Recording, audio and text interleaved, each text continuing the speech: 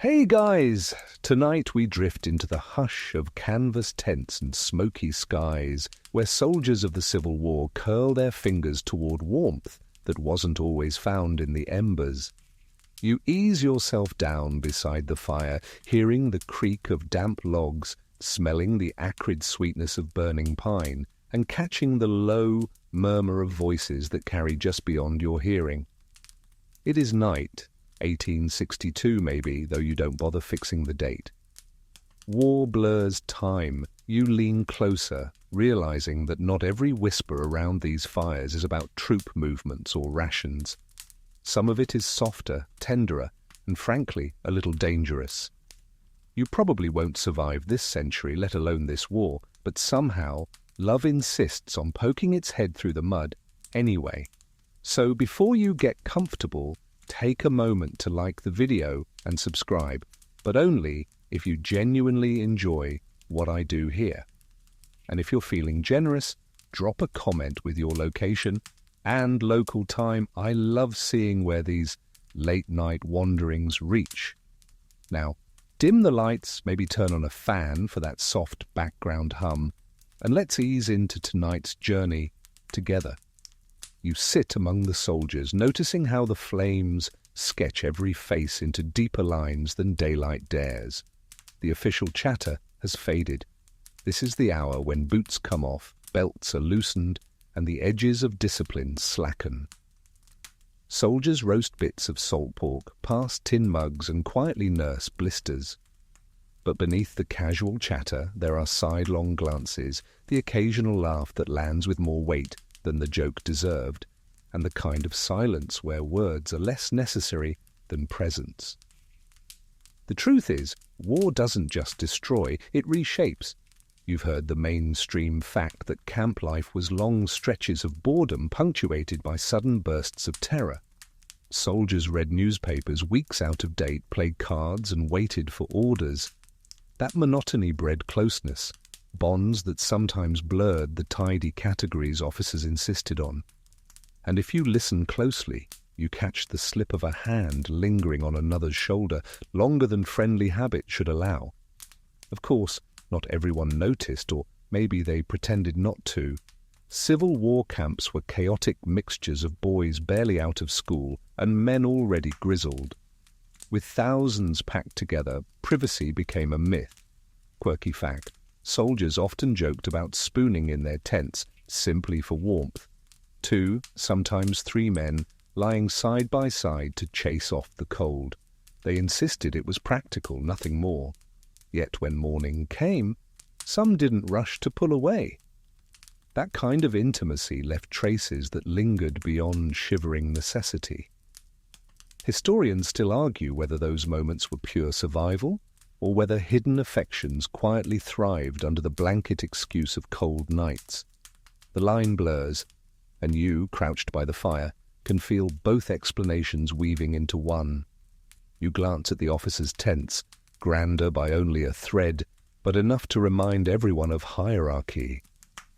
Officers, too, sat around their own fires, stiff-backed at first, but even they could not escape the human need for connection. You picture one lieutenant leaning too close to another, voices low, the pretense of strategizing masking something softer. Officially, this was forbidden. Unofficially, well, human beings are more stubborn than regulations. The night hums with crickets, but you notice how quickly their chirps fade into background, swallowed by voices.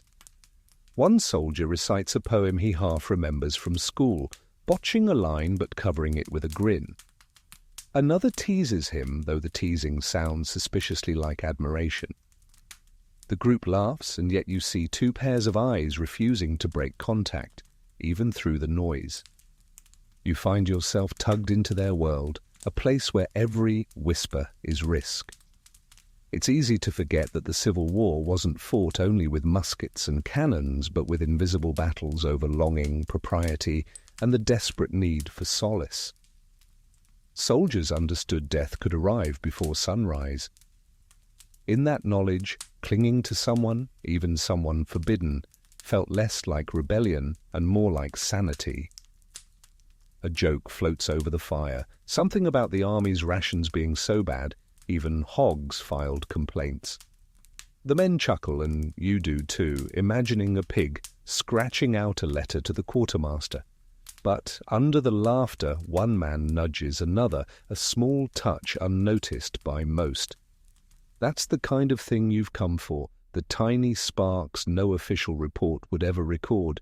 Your senses drink in the details, the rough wool of uniforms scratching skin, the metallic taste of cheap coffee, the way smoke threads into your hair and won't leave for days. These aren't just props. They are the setting where forbidden affection simmered, and when you look across the camp, you realize love stories don't only unfold in letters or hospitals. They germinate right here in the soil of exhaustion, shared danger, and unspoken understanding.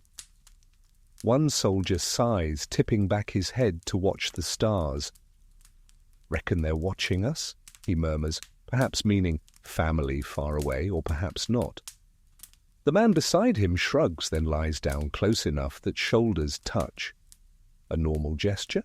Maybe. But you see it for what it also might be. Comfort taken where comfort is found.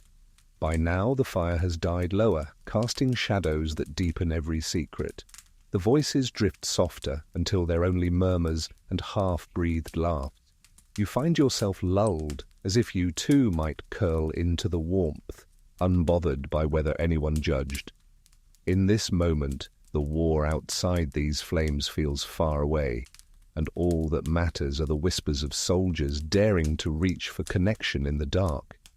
You wake to the crinkle of paper, the scratch of a pencil pressed too hard against cheap pulp.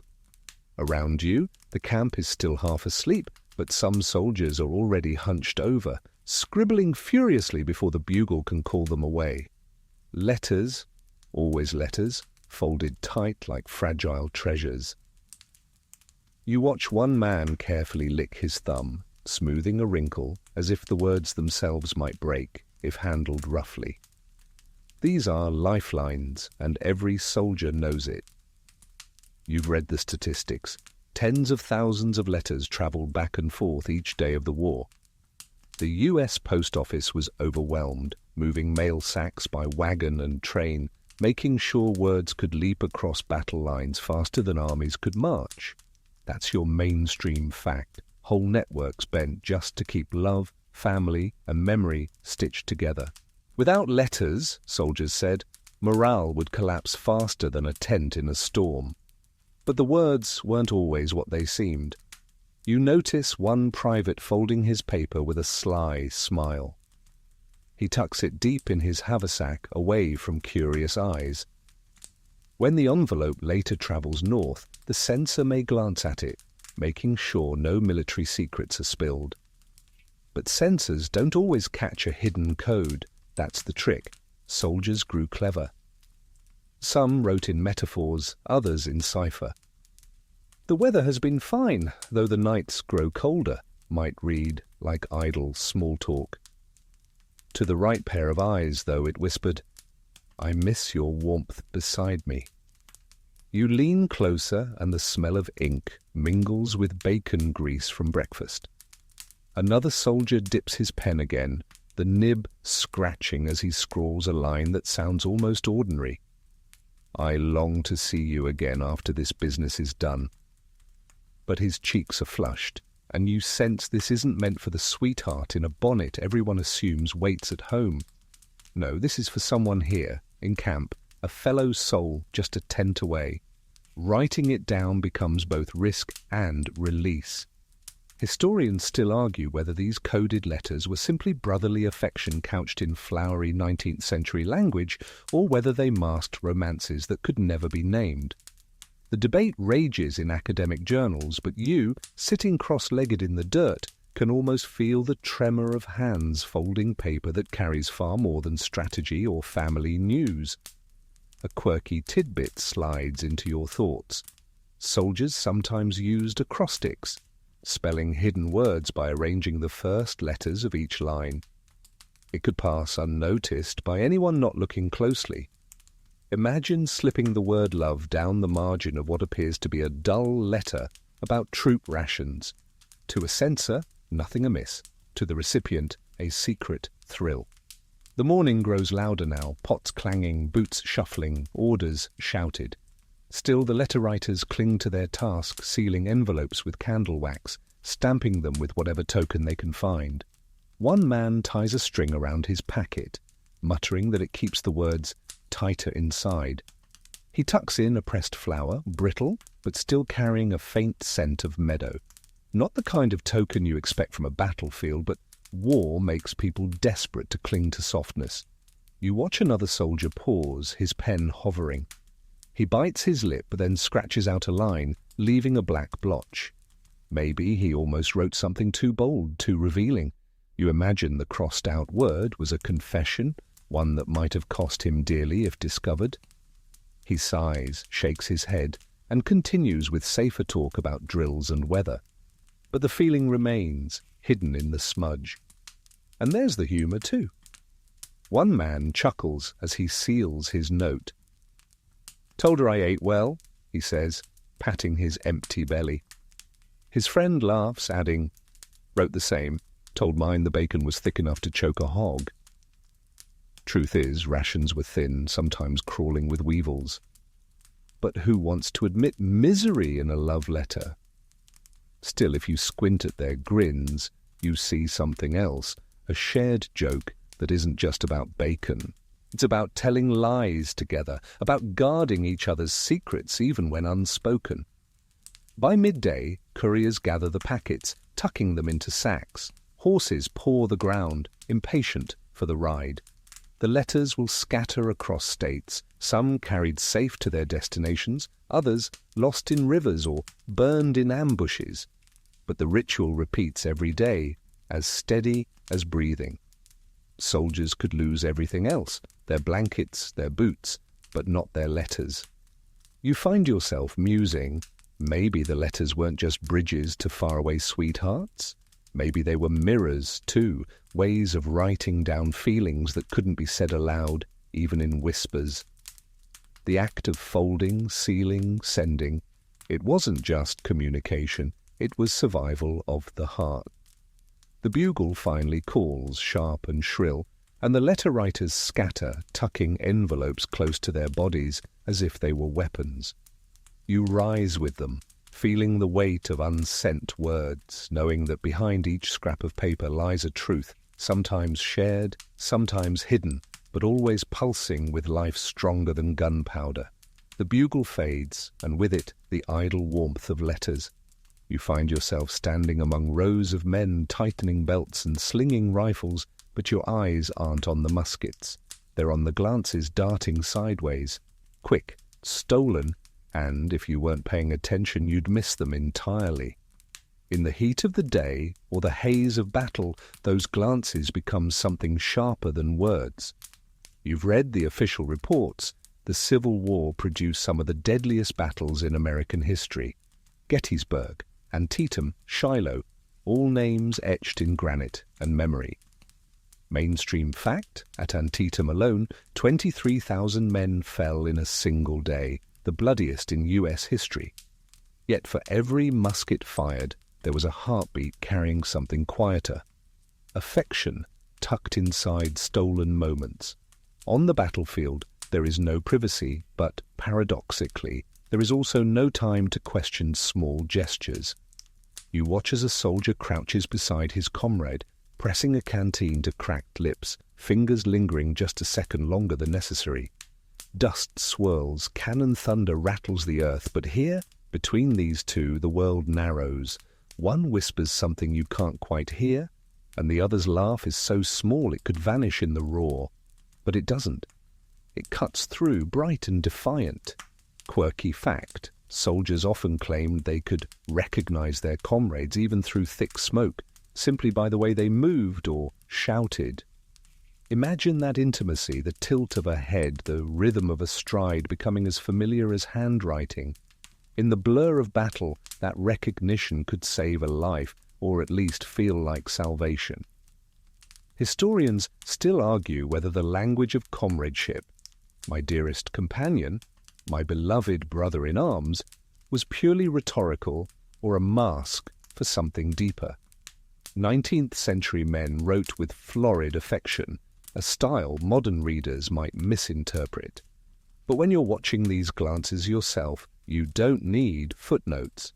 You see desire cloaked in duty, loyalty shading into longing. The sun climbs higher, heat baking through wool uniforms, sweat streaks faces already powdered with gunpowder residue. Yet, you catch another look. One soldier adjusting another's collar, fingers brushing against skin, an excuse thin as tissue. The gesture vanishes as quickly as it appears, swallowed by the chaos of formation, but the touch lingers in the mind. At the edge of the field, drums beat a cadence, boots stomping in unison. From a distance it looks like discipline, but you, standing closer, feel the pulse of suppressed emotion in every stomp. The eyes that flicker toward one another are like Morse code, unrecorded and unofficial, but as urgent as any message tapped through telegraph wires. There's humor here too, because soldiers can't resist joking even on the brink of battle. One man shouts, "If I fall, write my mother, but not about my debts." Laughter erupts, cutting through the tension. Another quips, "If I fall, tell Sarah I was brave, tell Lucy I was thinking of her, and tell..." Or maybe don't tell the third one anything. The laughter hides a nervous truth, but you notice one comrade smirks just a little too knowingly at him. Secrets are rarely as secret as soldiers think. Gunfire cracks and you duck instinctively, though you're just an observer. Smoke billows, acrid and heavy, stinging your eyes. In the confusion you glimpse pairs sticking close, covering each other, dragging one another out of harm's way, ignoring orders to keep neat formation. Was it brotherhood? Absolutely. Was it more sometimes? You can almost feel the answer in the clenched fists that refuse to let go even when officers bellow for order. One soldier falls, and his companion throws himself over him, shielding with his own body. You can hear the guttural cry, more than fear, more than duty. When the noise dies down and bodies are counted, you'll hear some mutter that the two were inseparable, always seen together. The war gives no easy space for explaining why. By dusk, the smoke thins, and what's left is exhaustion. Men collapse on the ground, chests heaving, uniforms filthy. You see them again, those looks across the campfire, the subtle lean of one shoulder into another, the silent vow exchanged with eyes instead of vows. In those fleeting glances you realize history's official ledgers never capture everything. You sit with them as night falls, fireflies blinking between tents, soldiers quiet now, their gazes heavier but no less tender. War is chaos, yes, but within that chaos, forbidden glances sharpen into love's boldest defiance. You step out of the smoke and into the hush of canvas and whitewash, where the war lowers its voice but never quite leaves the room. The hospital wards hum, a steady, breathy chorus of men asleep, men pretending to sleep, and men trying to talk the pain down to something manageable. You move between cots, the floorboards sticky with spilled broth, and the ghosts of spilled everything else, and you notice how the air smells like lamp oil, boiled linens, and the sharp, stubborn hope of survival. The nurses pass like small comets, aprons tied, sleeves rolled, expressions composed, carrying tin cups and cooling cloths that could pass for miracles on a good day. You've heard the mainstream fact: the Civil War transformed nursing in the United States. Dorothea Dix organized an army of nurses for the Union. The U.S. Sanitary Commission shipped supplies. Field hospitals sprouted like rough, necessary cities. And names like Clara Barton would later become synonyms for organized compassion. But the ledger lines don't tell the quieter story unfolding at the bedside. The way a hand stays on a forehead a beat too long, the way a nurse bends close so a man can hear her voice over the rattle of pain, the way comfort and care sometimes blur into something neither side names out loud. You pause at a cot where a young soldier stares at the tent roof as if there might be news written in the seams. The nurse dips a cloth, squeezes it out, and rests it across his brow with that practiced tenderness that looks like ritual. "You're running cooler," she says, which might be true or might be the kind of kindly fiction that can lower a fever just by asking it to. You watch his mouth tilt upward, not because his leg stops hurting, but because she is the one who said it. Quirky tidbit for your pocket. Ward kitchens swore by beef tea, a broth so thin you could read letters through it, brewed at all hours as if boiling water could boil away mortality. Some surgeons loved chloroform and ether, others grumbled they were the devil's perfume. Either way, men woke groggy and grateful, asking for water, then asking, almost shyly, if the same nurse might please be there when the pain came back around. And yes, the hospital stew sometimes involved desiccated vegetables, nicknamed desecrated vegetables, which is exactly the level of gallows humour you expect from the folks who also named weevil-riddled biscuits animated crackers. You remember the campfire glances and the folded letters. Here in the wards, the language morphs into whispered promises. You catch lines like, "I'll sit until you sleep," or "I'll read your letter if you like," and even, "Write to me and I'll make sure it posts," slipping into the space that pain opens. A nurse reads aloud from a page full of ordinary words: weather, coughs in the neighbourhood, a cousin's wedding. And the listening soldier, eyes closed, lets the ordinary remake his world. When she finishes, he asks her to keep the letter. "So it'll be safe," he says, "but you hear the other thing in it. So a piece of me stays with you."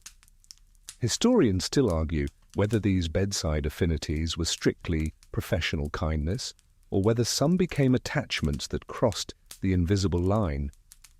The record keeps its poker face.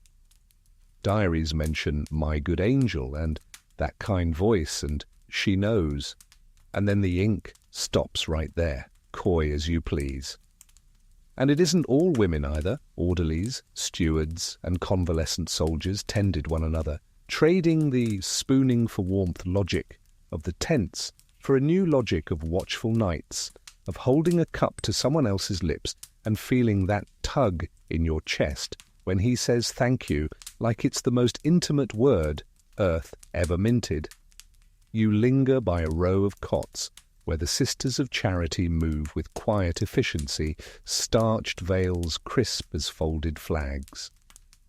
A sister checks a bandage, then tucks a lock of hair behind a fevered ear, with an absent-minded softness that could make you cry at the wrong moment. She murmurs a prayer under her breath, but what you hear isn't doctrine, it's the human music of someone trying to anchor another soul to the shore. Another sister laughs, low, surprised, when a soldier jokes that her soup could make a mule stand up and re-enlist. She tells him mules have more sense than that and brings a second bowl. First joke of the ward: soup as a recruitment strategy. New, questionable tactic. The lines between care and comfort keep blurring. An older nurse shows a younger one how to cool a pulse with a folded cloth. The younger nurse glances too long at the patient's eyes, and the older one clears her throat with that diplomatic cough that says, "Professionalism, darling, professionalism." But the young are stubborn. They draw close again, and even their restraint trembles. Across the aisle, a steward sits with a man too restless to sleep, telling him stories about his hometown, how the spring river floods the meadow, how the bakery opens before dawn, and the bread makes the entire block smell like survival. The restless man calms not because of medicine, but because someone carried him out of the ward for a minute and set him down in a life where mornings have no cannons. You find humour bobbing even here. A soldier, woozy from ether, blinks at the nurse and declares, "Ma'am, I have seen angels. You are at least two of them." She smiles, says she charges double for heavenly visions, and pats his shoulder as he slides back into sleep. Second joke, ether goggles make everyone angelic, and the invoice celestial. Down the row, another man refuses to drink the beef tea until the nurse promises it's not brewed from actual beef teas, plural, as if somewhere a herd carries porcelain cups. She snorts and he drinks.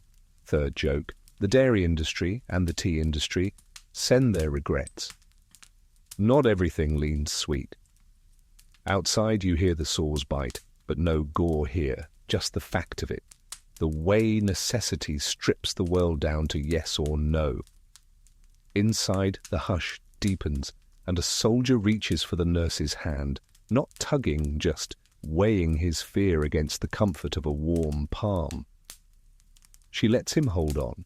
If an officer steps in, it becomes a pulse check, a routine measure. If no one does, it becomes the simplest ceremony of the war, the sacrament of not being alone. You've read about Walt Whitman walking wards, about other volunteers who wrote letters for men too weak to lift a pen, about hospital ships where the river did the rocking that mothers once did. Mainstream fact tucked here, by war's end, hundreds of thousands had passed through makeshift and permanent hospitals, churches, schools, warehouses, tents, each a crossroads where lives collided in pain and patience. Medicine will advance because of all this misery, ambulance systems formalized, triage refined, the notion of trained nursing given new status, but the lasting memory of many men is a voice saying, rest, just rest now, and the hush that follows when someone believes it for them. At the far cot you watch a nurse set down a small bundle, a lock of hair, a cuff button, a paper scrap with a name. Keepsakes like these move through wards the way letters moved through camps, small, stubborn proofs that a person existed. Sometimes the items go home. Sometimes they stay with the nurse for a long while, tucked in a pocketbook as if the pocketbook needs a heart. Is that sentiment or something more? Historians still argue whether the intimacy of caregiving created a temporary theatre where roles blurred only because the script demanded solace, or whether genuine love, quiet, steady, took root right there, amid the lamplight and the flies. The afternoon light thins, the tent glows amber. You realize how many of these caretakers memorize faces the way soldiers memorize silhouettes in smoke. Earlier, on the field, men recognized each other by the tilt of a stride. Here, a nurse recognizes sleep by the looseness in a jaw, hope by the way fingers finally unclench despair, by the way a man turns his face to the wall and pretends the wall is a horizon. She adjusts a blanket, then another, an unending choreography of small mercies that may look identical from a distance, but are tailored precisely to the person beneath her hands. You circle back toward the flap, past a cot where a convalescent soldier sits propped and reads aloud to the man beside him. The convalescent's voice has the soft abrasion of someone still learning to breathe deep. He pauses, sips water, and the listener whispers, "More." You notice their shoulders almost brush. When the page ends, the reader folds it, carefully, like a letter, and tucks it under the pillow. Tomorrow he'll read again, same words, because repetition is a kind of medicine. You think of last night's campfire, of spooning for warmth. Now it's spooning for faith, the shape of two lives curving close so the cold of doubt doesn't creep in. Outside, a wagon creaks, new cases arrive, and the dance begins again. You step into the dusk with the nurses who finally breathe air that isn't boiled. One rubs her wrist and laughs that the beef tea nearly qualified as a jelly. Another says she found a flower pressed into a Bible by a grateful patient, and that she doesn't know what to do with gratitude, so fragile it might blow away if she breathes too hard. You think, press it between the pages of yourself. Let it tint the next day a little kinder. Night pulls its blanket up over the hospital. Lanterns dim, footsteps soften. You look back through the flap and see it. That blurred boundary, tender and perilous, where care leans into comfort and comfort leans into love. And nobody writes it down because the world is still learning a language for it. You slip from the hospital's glow back into the restless sprawl of tents where night deepens and silence grows thick. The camp snores and murmurs like some giant beast, but here and there you catch the sound of footsteps, deliberate, careful, meant not to wake anyone. You follow them, your own boots sinking into mud, still damp from the day's storms. Lanterns burn low, little eyes of gold, but plenty of tents stay dark, their flaps loose, inviting or forbidding, depending on who approaches. Tonight, you witness midnight tent visits, that strange choreography where loneliness, daring and desire override regulations. The army did its best to discourage this. Regulation specified lights out, guards posted, camp discipline enforced. Mainstream fact, Civil War armies kept strict camp orders, even punishing men for wandering after hours. But in truth, officers couldn't police every step. Soldiers always found gaps, shadows, the subtle art of slipping where they weren't supposed to. You crouch in one of those shadows now, watching a figure hesitate outside a tent flap before sliding quietly inside. Inside, whispers rise. You can't catch the words, but you hear the hush of relief, the low hum of two voices moving into sync. For one man, it's the comfort of someone listening after weeks of silence. For another, it's the pulse of affection pressed into the dark. They talk fast at first. Fear of being caught makes them rush. But then voices slow, soften. You can imagine how easy it is to forget the war outside when the canvas walls feel like a cocoon. Quirky tidbit. Soldiers joked about visiting the neighbors at night, often in pursuit of extra rations or better blankets. They left little signs for one another, 3 pebbles arranged near the tent stake, a boot left sideways. That meant come later. Most assumed these were pranks or simple camaraderie, but you see how easily such codes doubled as invitations, subtle signals that only the intended eyes would read. Historians still argue whether the army tolerated such visits as harmless morale boosters or whether commanders simply turned blind eyes out of pragmatism. Diaries hint at both. One officer noted he scolded his men for slipping into each other's tents, but admitted in the margin, "Better they find rest in company than stir mischief in solitude." A careful sentence, balancing discipline with quiet acknowledgement. You watch as another figure tiptoes across camp, cloak drawn, slipping through mud puddles with practiced ease.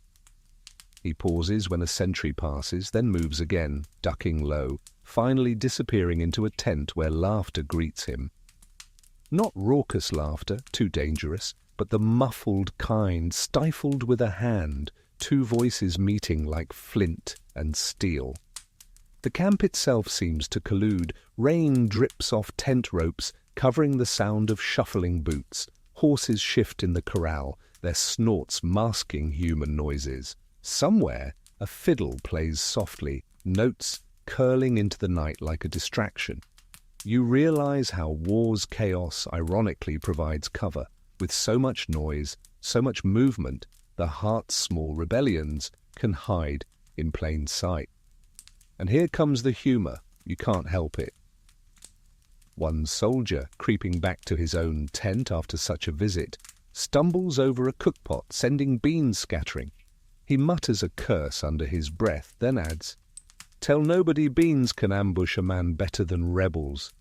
His friend inside the tent chuckles, whispering, "That's because the beans don't miss." You try not to laugh, but it's contagious. Joke number 1 delivered by legumes. Later, you hear another soldier explain that he left his boots outside a tent as a decoy. "If anyone asks," he says, "I was sleepwalking." His comrade replies, "All the way into someone else's blankets?" The camp erupts in muffled laughter, and the soldier throws up his hands. Joke number 2, army-approved somnambulism. The third joke, whispered with wicked glee, comes from a boy no older than 20. If the sergeant asks why I'm late, I'll say I was lost. His friend hisses back. You were lost in someone's eyes, maybe. They both collapse in giggles, too tired and too young to care if they're overheard. By dawn, many of these visits vanish into rumour. The camp wakes, cooks breakfast, drills again, and no one mentions the quiet shuffle of boots the night before. But the effects linger. You notice men working side by side, grins passing between them like contraband. They shoulder muskets with less complaint, as though midnight companionship has made the burden lighter. War is heavy, but a stolen hour of tenderness can make it bearable. Mainstream history records endless lists of battles, supply lines, regiments, and death tolls. But you, here in the camp shadows, know another truth. Love stories were never absent. They simply lived in the cracks between lanterns and canvas, whispered into the night. And though officers tried to enforce order, the human heart obeyed no bugle call. As the sun lifts, you step away from the tents, leaving behind the evidence of last night's quiet defiance. Footprints in mud, a misplaced boot, the faint smell of tobacco, where 2 men sat close. You carry with you the realization that midnight tent visits weren't only about desire, they were about survival, about holding on to something warm when the rest of the world had gone cold. Morning drills pound across the parade ground, boots slapping mud in relentless rhythm. You stand off to the side, watching how carefully every man tries to look straight ahead. The air is thick with discipline, backs rigid, eyes front, muskets held at the precise angle demanded. Yet you can feel it, humming beneath the stiff posture, the secret ties between officers and privates, delicate threads stretched tight across the chain of command. Mainstream fact, the Civil War was not only a clash of armies, but of hierarchies. Officers often came from privileged families, their commissions secured by wealth or connections. Privates, on the other hand, were farmhands, clerks, immigrants, men for whom a uniform was the first taste of recognition they'd ever had. The gulf between the ranks was supposed to be absolute. But when men eat the same rancid bacon, march the same endless roads, and bury the same fallen comrades, hierarchies sometimes crumble into something messier. You see it here, an officer correcting a soldier's stance, adjusting his musket just so. His hand lingers on the barrel longer than necessary, fingers brushing the soldier's knuckles. To the casual eye, it's instruction. To you watching closely, it's a momentary confession that the manuals never anticipated. Historians still argue whether these moments were pure camaraderie, exaggerated by modern imagination, or whether boundaries of rank were crossed behind closed tent flaps. The official record is silent, perhaps deliberately so. A court-martial for insubordination, yes, for affection. That was a charge too explosive to ink. Quirky tidbit, some officers and men shared their rations in ways the regulations frowned upon. An officer might slip an extra piece of sugar or coffee to a favoured soldier. Such gift seems small to us now, but in the camps, where sugar was rarer than gold, a cube of sweetness meant more than words. One diary mentions a lieutenant who always found occasion to pass his spare coffee to the same man week after week. The entry ends coyly. They seemed well satisfied with each other's company. The risks were enormous.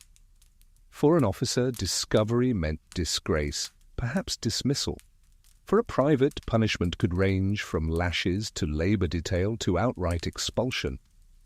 Yet the risk itself often sharpened the connection.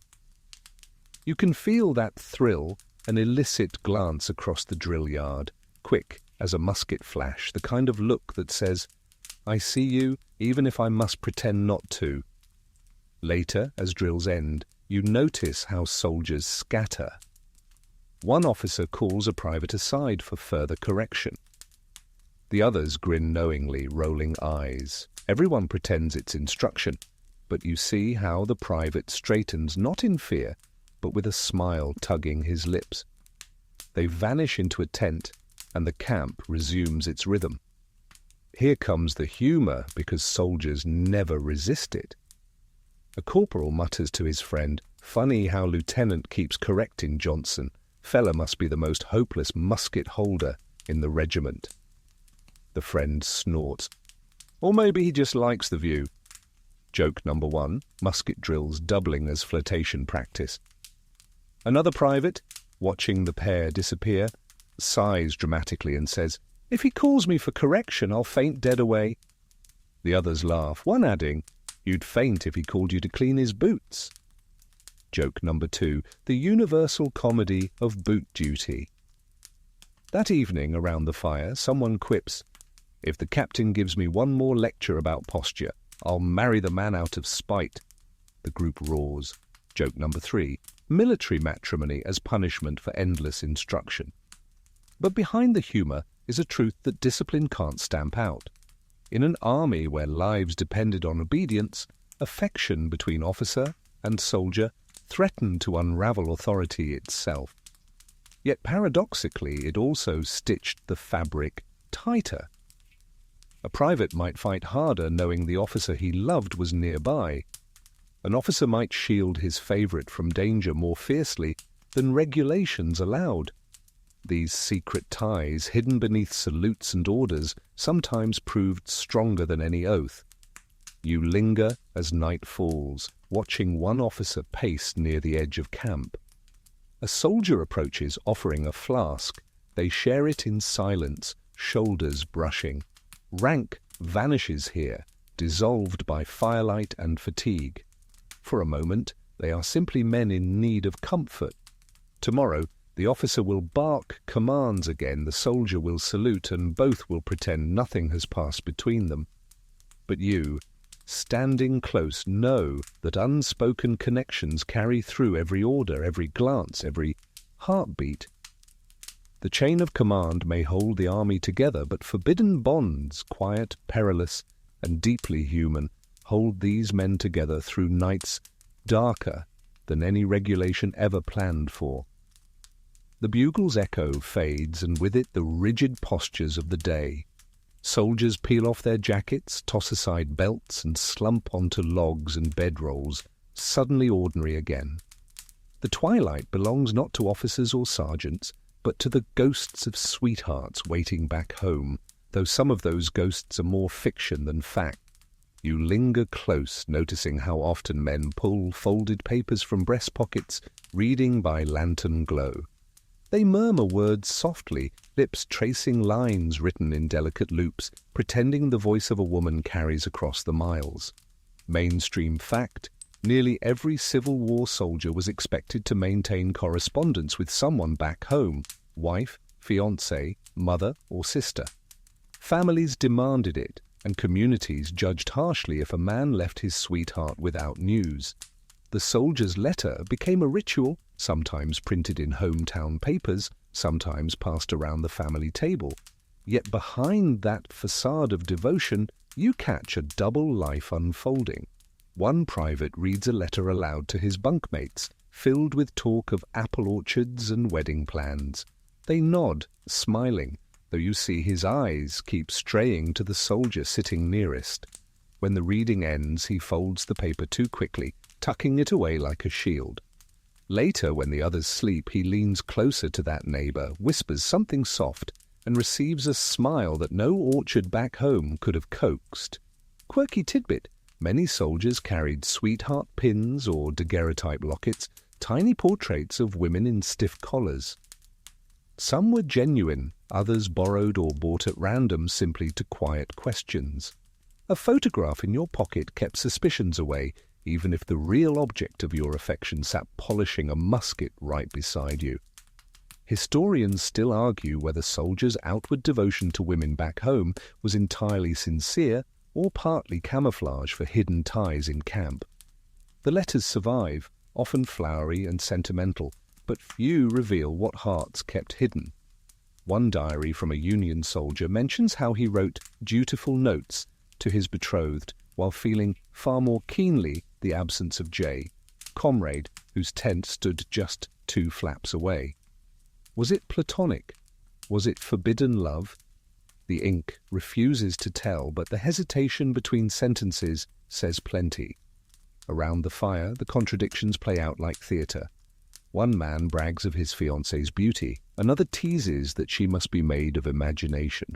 They laugh, toss insults, roast corn over the flames. But when the fire dies low, you see the braggart's hand slip across the blanket toward his friends, a gesture hidden in the dark. The humour persists because soldiers never let go of jokes, even in the strangest circumstances. One teases his friend, "Careful, you'll wear that photo out staring at it." The friend replies, "Better to wear it out than wear her patience out." Joke number 1, battlefield wisdom on photographic durability. Another soldier waves his sweetheart's letter and says, "She tells me she prays for my safety daily." His companion grins, "Pray she sends pie instead." Joke number 2, the prayer to pie exchange rate. Later, a weary man sighs, "If I live through this, I'll marry 2 women just to double my odds of supper." The group hoots, though someone mutters, "You'll starve either way." Joke number 3, battlefield math never works out. You picture how the letters functioned like stage props. By day, men wrote lines about roses blooming back home. By night, they wrote different letters, or no letters at all, pouring their affection into shared blankets, whispered talks, and the kind of glances they could never commit to paper. The contrast is stark. You feel it as you sit there, ink smudges on your fingers from borrowed notes, the warmth of another body pressed close, both truths colliding in a single heart. The danger of discovery always hovered. Families expected bundles of letters and men obliged, but sometimes wives noticed strange silences between the lines, as though whole chapters of their husbands' lives had gone missing. Some letters never made sense, an excess of detail about camp life, but almost nothing about longing for home. The omissions were as loud as confessions. By the time night fully falls, the camp has split into 2 worlds, one where soldiers murmur to faraway sweethearts on paper, and one where they whisper to nearby hearts in shadows. Both sustain them, both are fragile, both are real in their own way. You lean back, watching the lanterns flicker out one by one until only the stars overhead burn steady. Somewhere a man dreams of a girl in ribbons, somewhere another dreams of the comrade beside him. The war will never note the difference, but you, sitting quietly in their company, know that the human heart rarely sticks to the script society demands. The morning mist hangs low, softening the jagged outlines of cannon wheels and stacked muskets. You wander near the picket lines, where the earth seems to hold its breath before another day of shouting and smoke. And yet, tucked within the fog, something else stirs, the strange, rare moments when enemies, supposedly sworn to hate, find themselves tangled in attraction that ignores every flag and uniform.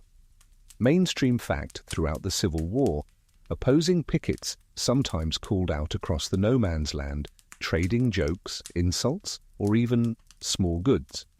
Soldiers on both sides swapped coffee for tobacco, newspapers for sugar, news for news. For a few minutes, the war bent its rules, reminding everyone that human beings lived inside the uniforms. These exchanges, recorded in letters and diaries, shocked later generations who imagined the war as pure enmity. But you stand here, watching, and it makes sense. Proximity breeds familiarity, and familiarity sometimes breeds something far riskier. You hear it now, 2 voices, low, almost playful. One Union soldier calls out about the quality of the grey coats, asking if the Confederates ever washed them. A laugh answers from the other side, followed by a jest about Yankees marching like geese. The men grin, shaking their heads, but you notice one pair lingers longer, their voices weaving together, even after the others fall silent. Their words drift softer, traded not as banter but as confidences. Quirky tidbit: during some lulls, men crept close enough to toss apples or biscuits across the lines. Diaries mention these odd tokens, fruit rolling through grass, caught with grateful hands. You imagine one apple lobbed a little too carefully, aimed at just one soldier, a small red signal of interest wrapped in ordinary generosity. Historians still argue whether stories of cross-line friendships, or flirtations, are exaggerated by later romantic imaginations. But diaries confirm at least the possibility. One Union prisoner later wrote of a Confederate guard who treated him with gentle regard, unusual in such circumstances. Another Confederate officer mentioned a Union soldier whose eyes stayed with me longer than decency allows. Were these the flowery habits of 19th century prose, or the raw edges of something unspeakable? The debate remains unresolved. You crouch behind a bush, watching two figures draw closer. One hums a tune, the other answers with the same melody, a strange duet echoing across the fog. Neither dares move too near. Muskets remain ready after all. But the music lingers, their voices twining like threads across an invisible seam. They can't touch, can't even trade names, but the bond hovers in the air like breath. Back in camp, rumors swirl. Soldiers tease about the friendly rebels or the soft Yankees. Jokes bloom, because how else can men disguise the strangeness of sympathy with the enemy? One quips, "Careful, Greyback, you'll trade more than tobacco if you linger too long." Joke number one, smuggling affection with contraband. Another mutters, "If he waves again, I'll wave back, only with all 5 fingers." The group laughs, a chorus of mockery that hides its own curiosity. Joke number 2, hostile gestures hiding reluctant admiration. Later, someone grins. "If I fall for a reb, do I pay my dowry in coffee or bullets?" The laughter is nervous but real. Joke number 3, marriage negotiations across enemy lines. The danger of such ties is obvious. To be seen trading favors with the enemy could mean punishment, even accusations of treason. Yet these brief, flickering connections persisted. You realize they weren't always about physical longing. Sometimes they were about recognition, about seeing humanity where propaganda demanded monsters. But for a few men, recognition slid into something closer to love, a forbidden tenderness deeper than the trenches. As the fog lifts, orders bark, and the spell breaks. The soldiers retreat, shoulders squared again, rifles polished. The war demands hatred, and most obey. Yet you know what you've seen, the glances that lasted a second too long, the apple tossed too gently, the tune hummed like a promise. These things vanish from official records, but they remain etched in the mist, soft as memory, undeniable as longing. By nightfall, when the fires flicker again, those men sit apart, staring into flames, wondering if the other is staring into his own. The war has pulled them into opposite uniforms, but desire, inconvenient and unruly, slips through the cracks like smoke through canvas. And you, quiet observer, understand that not even battle lines can keep the heart from trespassing. By the time the smoke of another day clears, the camp has slipped into its evening rhythm, bellies grumbling, boots unlaced, and men gathering around makeshift stages. Someone drags out a fiddle, another plucks a banjo with strings tuned more by memory than precision, and soon the weary rows of tents are alive with music. The sound is not polished, notes wobble, beats falter. But to ears starved of sweetness, it feels like luxury. You settle on the edge of a blanket, letting the melody wash over you. Mainstream fact. Music was everywhere in the Civil War. Songs like Dixie and the Battle Cry of Freedom became anthems, carrying men forward into fights. bands accompanied regiments, fifes and drums set marching pace, and campfires glowed with voices singing in harmony. But beneath the patriotic thunder were softer songs too, folk ballads, love laments, even silly ditties about hardtack and lice. Those quieter tunes carried their own power. They gave men a chance to express longing without saying it outright. You watch as the music begins to mask something else entirely. Soldiers lean closer under the excuse of tapping rhythm. A man plucks at his fiddle, but glances far more often at the soldier across from him than at his strings. Another hums, his voice low and warm, and you catch the way a comrade nearby closes his eyes as though the song were meant just for him. In the shifting glow of lantern light, affection hides itself in melody, disguised as entertainment for all. Quirky tidbit, some regiments had informal glee clubs where small groups of men sang in harmony. Listeners described being moved to tears by the beauty of rough farm boys blending voices like cathedral choirs. You imagine one man pretending to wipe smoke from his eye when really he's covering a deeper reaction to the way another voice pierced him straight through. Historians still argue whether the sentimental songs of the era, ballads about lost sweethearts and yearning hearts, were purely performance or also veiled confession. When a soldier sang, "Do they miss me at home? Do they miss me?" was he thinking of the farm girl with braids, or the comrade sitting shoulder to shoulder, humming along? The record refuses to clarify, but you, sitting there, sense the ambiguity was part of the point. The humour, naturally, sneaks in. One soldier groans dramatically after a sad ballad, declaring, "If you sing that again, I'll desert just to escape." The crowd erupts in laughter. Joke number 1, music as weapon of mass defection. Another man shouts, "Play something lively before I start weeping into my hardtack." The fiddler obliges with a jig so fast everyone nearly drops their mugs keeping up. Joke number 2, dancing to save the rations from tears. Later, when the banjo player snaps a string, someone yells, "Guess your love life broke too." The camp howls, and the player bows as if he meant it. Joke number 3, broken strings, broken hearts. Yet through the laughter, the secret signals remain. Two men share a songbook, their heads nearly touching as they squint at faded print. They whisper over lyrics, their voices brushing, almost kissing in sound if not in flesh. When they finally sing together, the harmony is so tender it hushes even the rowdiest hecklers. To outsiders, it's just music. To them, it's everything they cannot say aloud. You notice how the lanterns paint everyone in soft amber, erasing hard edges.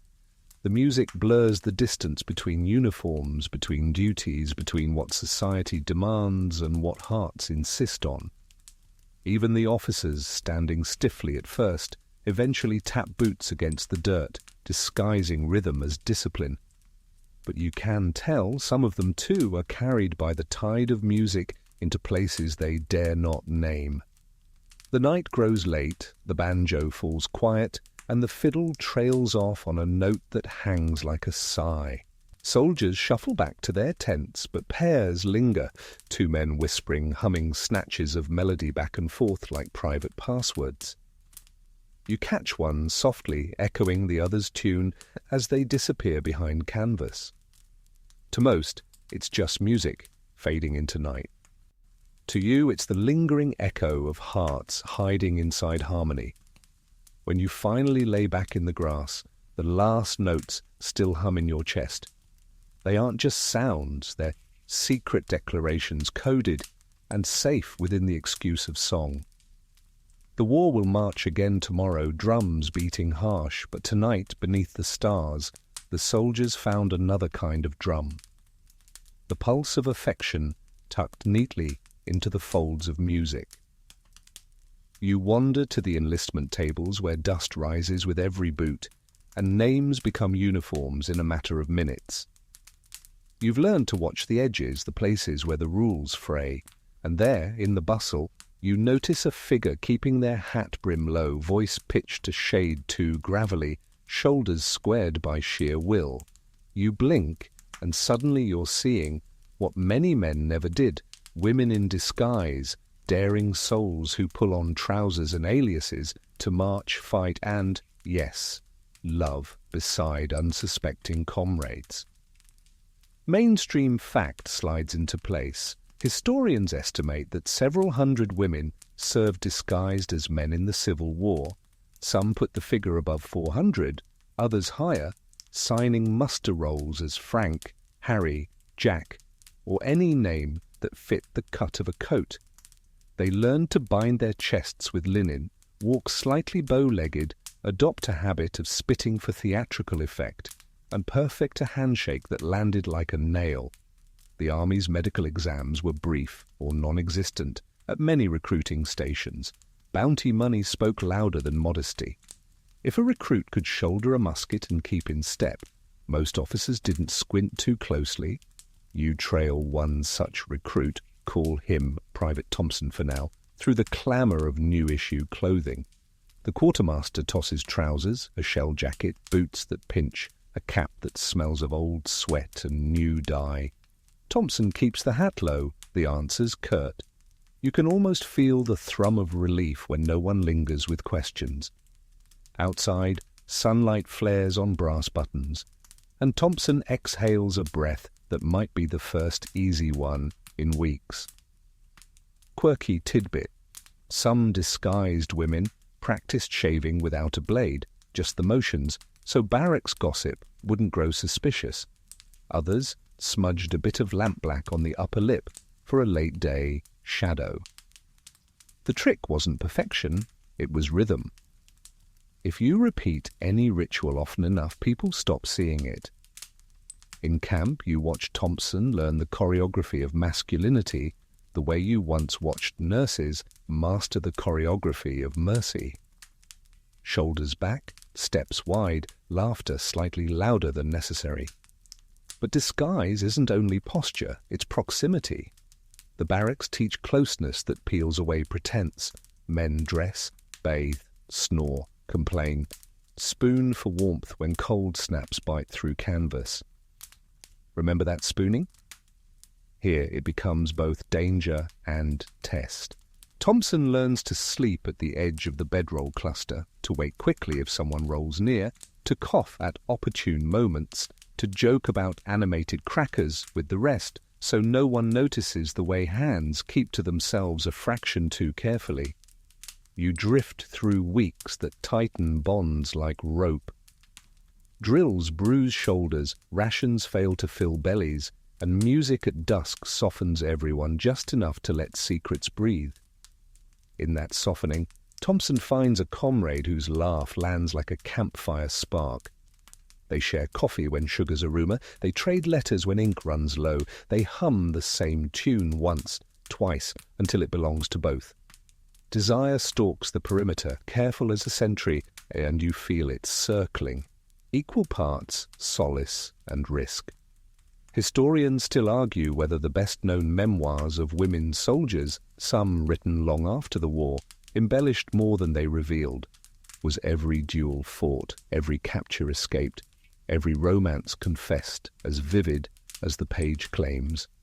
Skeptics point to gaps and contradictions. Defenders say the very need for disguise warped the record.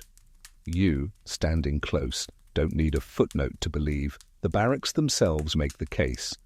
Put two humans shoulder to shoulder under fear and hunger, and 1,000 kinds of closeness bloom. Some are friendship, some are love, some sit in the blur between, where labels feel smaller than breath. Battle swallows pretense faster than camp ever could. You follow Thompson into smoke thick enough to chew. The line surges, the ground bucks under artillery, orders scatter like leaves. You've seen this dance already, canteens pressed to lips, hands lingering a heartbeat, and today is no exception. Thompson moves with grim grace, loads and fires, until he sees the laughing comrade crumple. In a flash, the disguise becomes irrelevant. One body throws itself over another, a shield made of will and linen bandage and everything unspoken.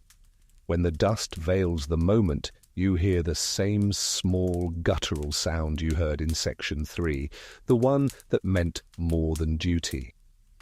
Afterward, field hospitals, those amber-lit sanctuaries from Section 4, become both danger and deliverance. Discovery often happened here. A surgeon lifts a blanket and becomes the first person in months to speak the recruit's true name, or any name that fits. Sometimes the surgeon says nothing, replacing shock with a cough of professional smoke. Sometimes a nurse learns the secret first and decides that what matters most is pulse and breath. And sometimes the secret remains sealed because the body heals quickly, and he returns to the ranks before anyone looks twice. You cannot help it. The jokes still come, because soldiers are comedians even in the footnotes of history. Around a fire, a private gripes about how Thompson never seems to need a shave. Another says, "Jealousy's unbecoming, friend. Some men are kissed smooth by Providence." Joke number 1, divine intervention as barber. Later, when boots are handed out and Thompson quietly trades for a smaller pair, a wag declares, "Careful, them tiny hooves will give you away as a sprite." Thompson, deadpan, "Then I'll haunt your rations first." Joke number 2, fairy feet and famine. And when the company practices deep-voiced singing, one fellow coughs theatrically, "Thompson, sing from the boots."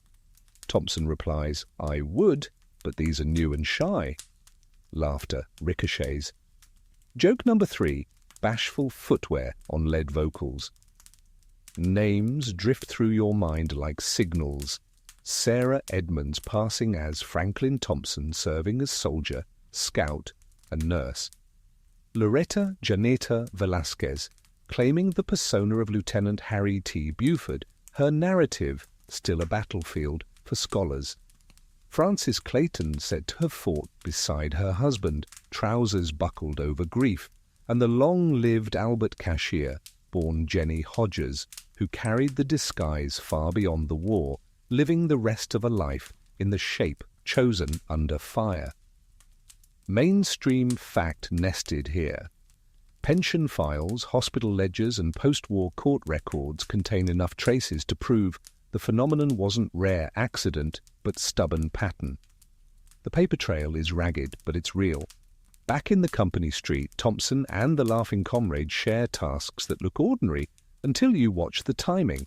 Fetching water together, mending a strap shoulder to shoulder, exchanging a button because yours will tear, when anyone can see both coats are threadbare.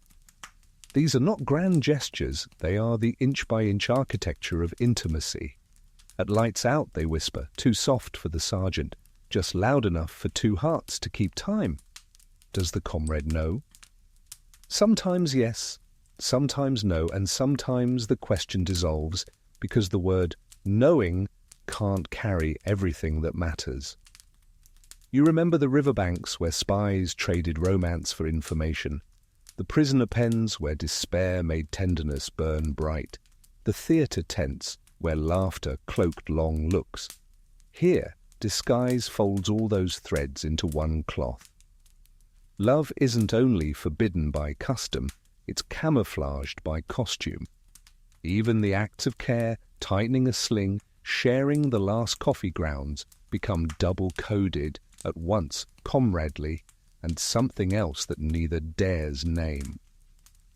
There are moments of peril that turn oddly practical, bathing schedules negotiated with tactical genius, latrine jokes deployed like smokescreens, a cough perfected to redirect attention, a laced boot accidentally left stubborn, so another pair of hands must kneel close and help. And yes, you see the risk sparking right beside relief. In the dim hours before dawn, when the camp sounds like a sleeping animal, Thompson lies awake, counting breaths, his, the comrades', and deciding that the count is worth every danger. The war grinds and promotions or transfers tear pairs apart. Sometimes letters attempt to bridge the new distance, those careful, coded lines you watched in Section 2, where the weather has been fine means I'm still yours if you'll still have me. Sometimes there are no letters, only a song hummed at a new campfire because it was theirs first. The disguise remains, but love learns to travel without luggage, and yes, discovery sometimes ruins everything.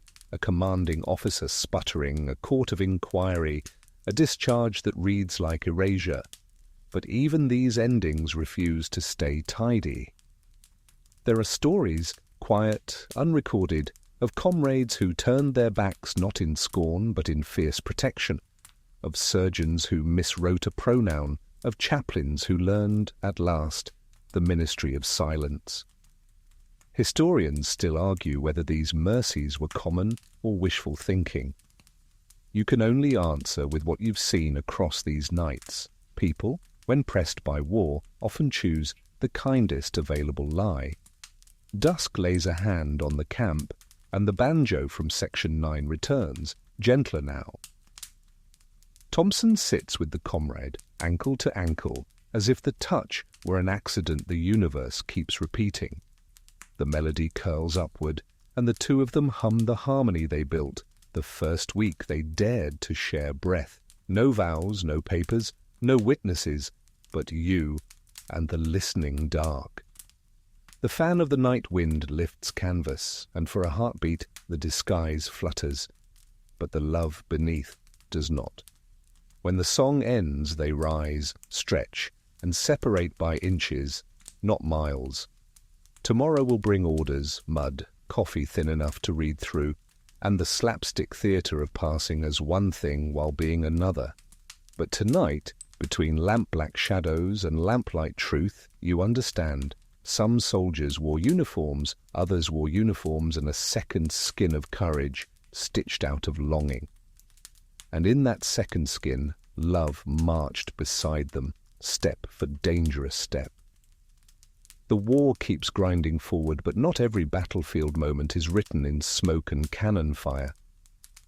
You find yourself in the quieter spaces, the mess lines, the weary marches, the lulls between alarms, where companionship grows so intense that the language of brotherhood strains under the weight of something more. This is where the phrase brothers in arms becomes less metaphor and more puzzle, where historians squint at diaries and letters and wonder if friendship alone can explain what they see. Mainstream fact: 19th century men wrote to one another in a style far more tender than we're used to.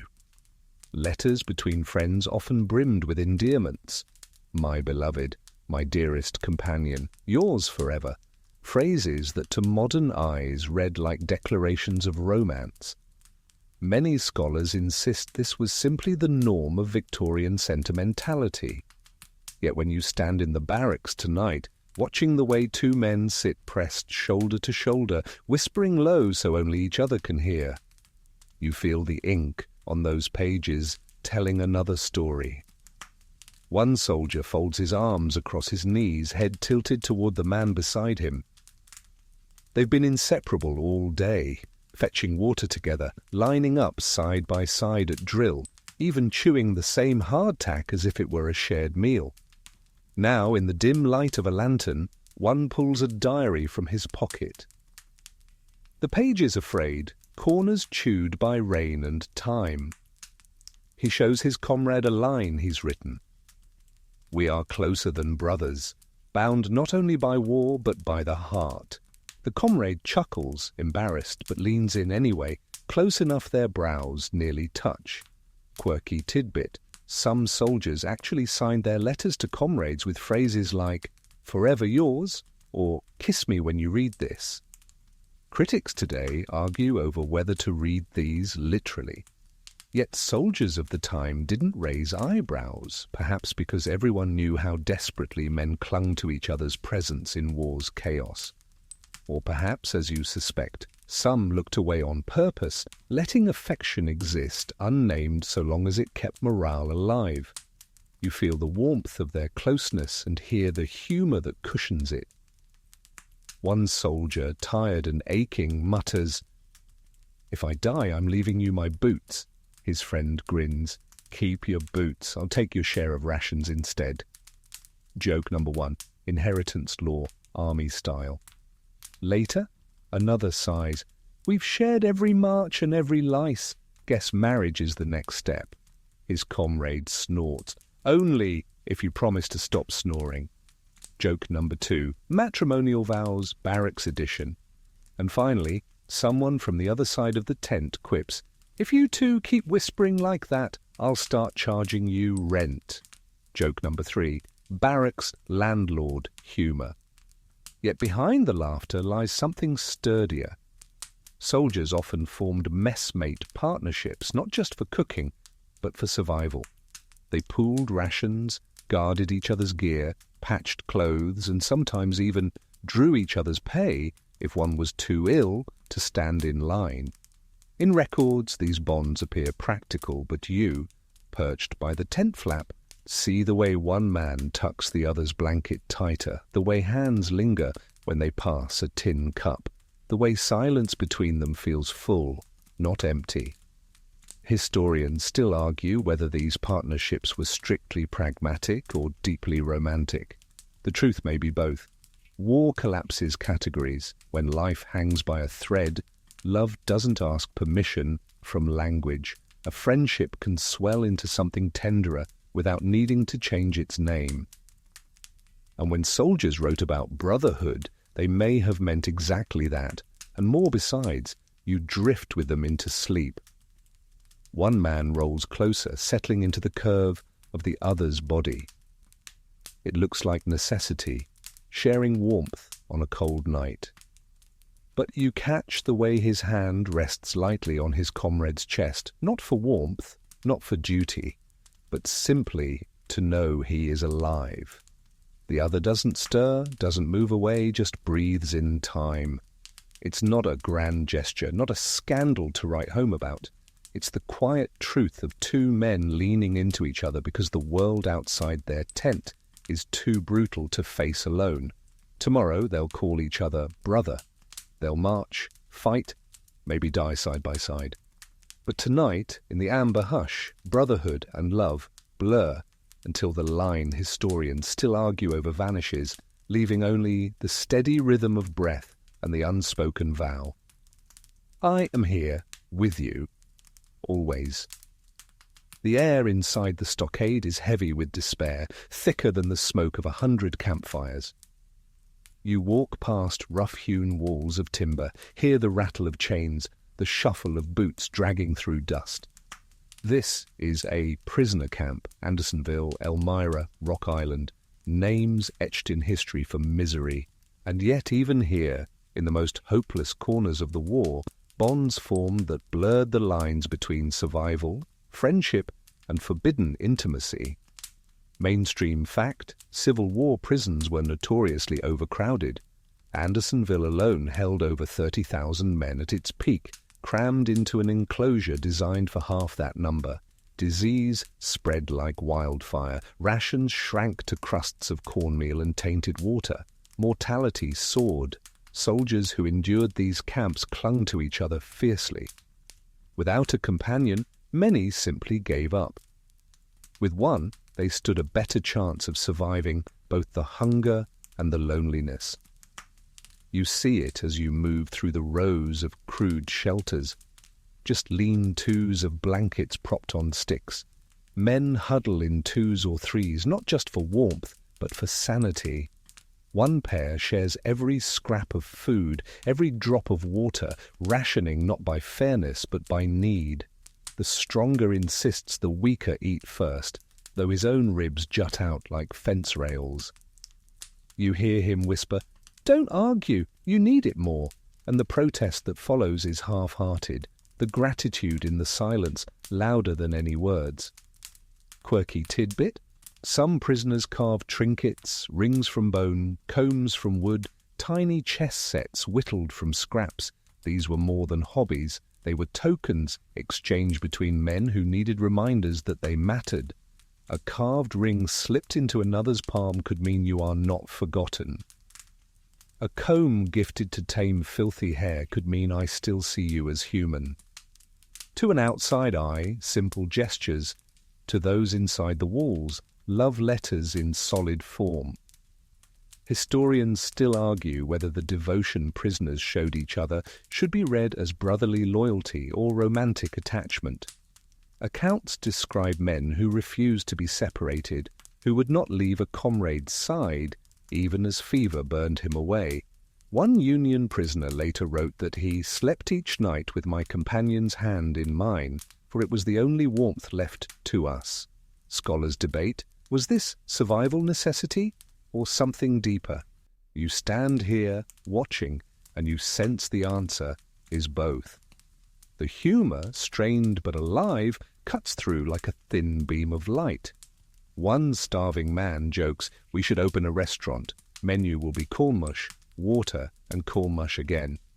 His companion answers, don't forget dessert, more corn mush. Joke number 1, prisoner cuisine as 5-star dining. Another man sighs, oh, I ever get out, I'll never eat cornbread again. His friend grins, then I'll take your share. Joke number 2, post-war ration negotiations. A third mutters as rain soaks the camp, if Noah built an ark here, he'd charge us double for the ride. The whole group laughs, coughing but grateful. Joke number 3, flood insurance, 1864 edition. But laughter can't mask everything. You watch one prisoner cradle another's head in his lap, brushing damp hair back from his brow, singing softly to drown the sound of moans. The song isn't patriotic, not even religious. It's just a lullaby remembered from home. For a moment, the camp fades. The dying man sighs his hand, twitching toward the others, and in that brief touch you see the whole story. Affection carried through misery like contraband no guard could confiscate.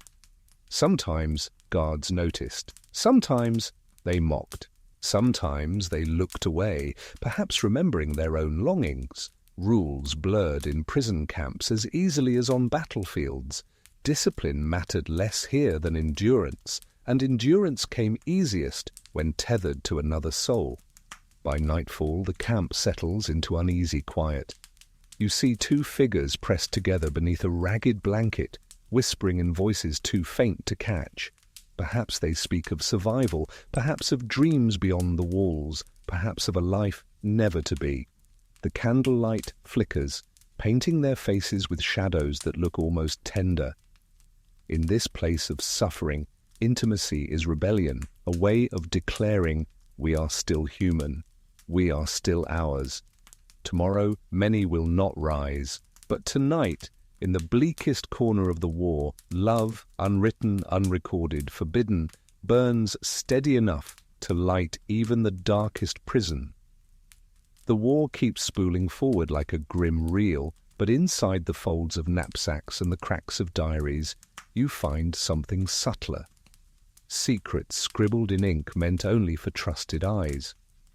Soldiers carried small notebooks, sometimes no larger than a palm, bound in leather or stitched from scraps. They filled them with battlefield sketches, poems, crude maps, and if you look carefully, confessions too raw for ordinary letters. Mainstream fact, diaries were a lifeline during the Civil War. Thousands survive today, catalogued in archives and museums, brimming with detail about rations, marches, weather, and musket drills. Some read like logbooks, others like novels. But every so often a page catches the breath with lines that don't match the rest. Words angled oddly, phrases half erased, sentences ending too soon. That's where you know the writer wrestled with something dangerous. You lean over one such diary now, the candlelight trembling across uneven handwriting. At first, it seems plain. March 4th, rain again. Drill cancelled, supper thin, then a gap. Then a line written in cramped letters that crowd the margin. He smiled at me today. I could have marched 10 miles more for it. The writer blotted the ink as though second-guessing himself. He pressed too hard on the page, leaving an indentation visible even when the word is crossed out. That pressure feels like a pulse beneath your fingertips. Quirky tidbit. Some soldiers used codes, simple substitution alphabets, reversed letters, even Pig Latin, to mask their truest entries. A diary from a Confederate soldier hides the word love in a puzzle where each letter is disguised as a number. Union soldiers sometimes used French phrases, betting their comrades couldn't translate. One particularly bold man sketched hearts in the corners of his diary, tiny enough to be mistaken for ink stains. Historians still argue whether such coded lines were juvenile games or deliberate shields for forbidden affection. Some scholars say men of the 19th century simply enjoyed puzzles. Others insist those codes protected desires that could never be written plainly. The debate churns on, but here, as you hold the diary, you feel the weight of secrecy pressing from every page. You flip through more entries. One soldier writes about a battle, but pauses mid-sentence. I feared for him more than for myself. And then stops. Another diary contains a poem. In smoke we marched, in fire we lay, yet your hand turned night to day. No name follows, just initials inked in haste. These fragments lie buried among routine notes, like jewels hidden in mud. The humour creeps in too, because even secret diaries couldn't resist levity. One soldier scrawled, "If I perish, let it be known I hated hardtack more than rebels." Joke number 1, culinary grudges eternal. Another wrote, "Lost my boots again. If found, they have my initials and my respect." Joke number 2, footwear obituaries. A third entry, written sideways across the margin, declares, "If the lice do not retreat, I will sue them for trespassing." Joke number 3, courtroom lice drama. These lines lighten the darker confessions, making the hidden affection easier to tuck into the folds. You imagine how these diaries must have felt to their owners, dangerous but necessary, like carrying contraband. They weren't meant for mothers back home or officers' inspection.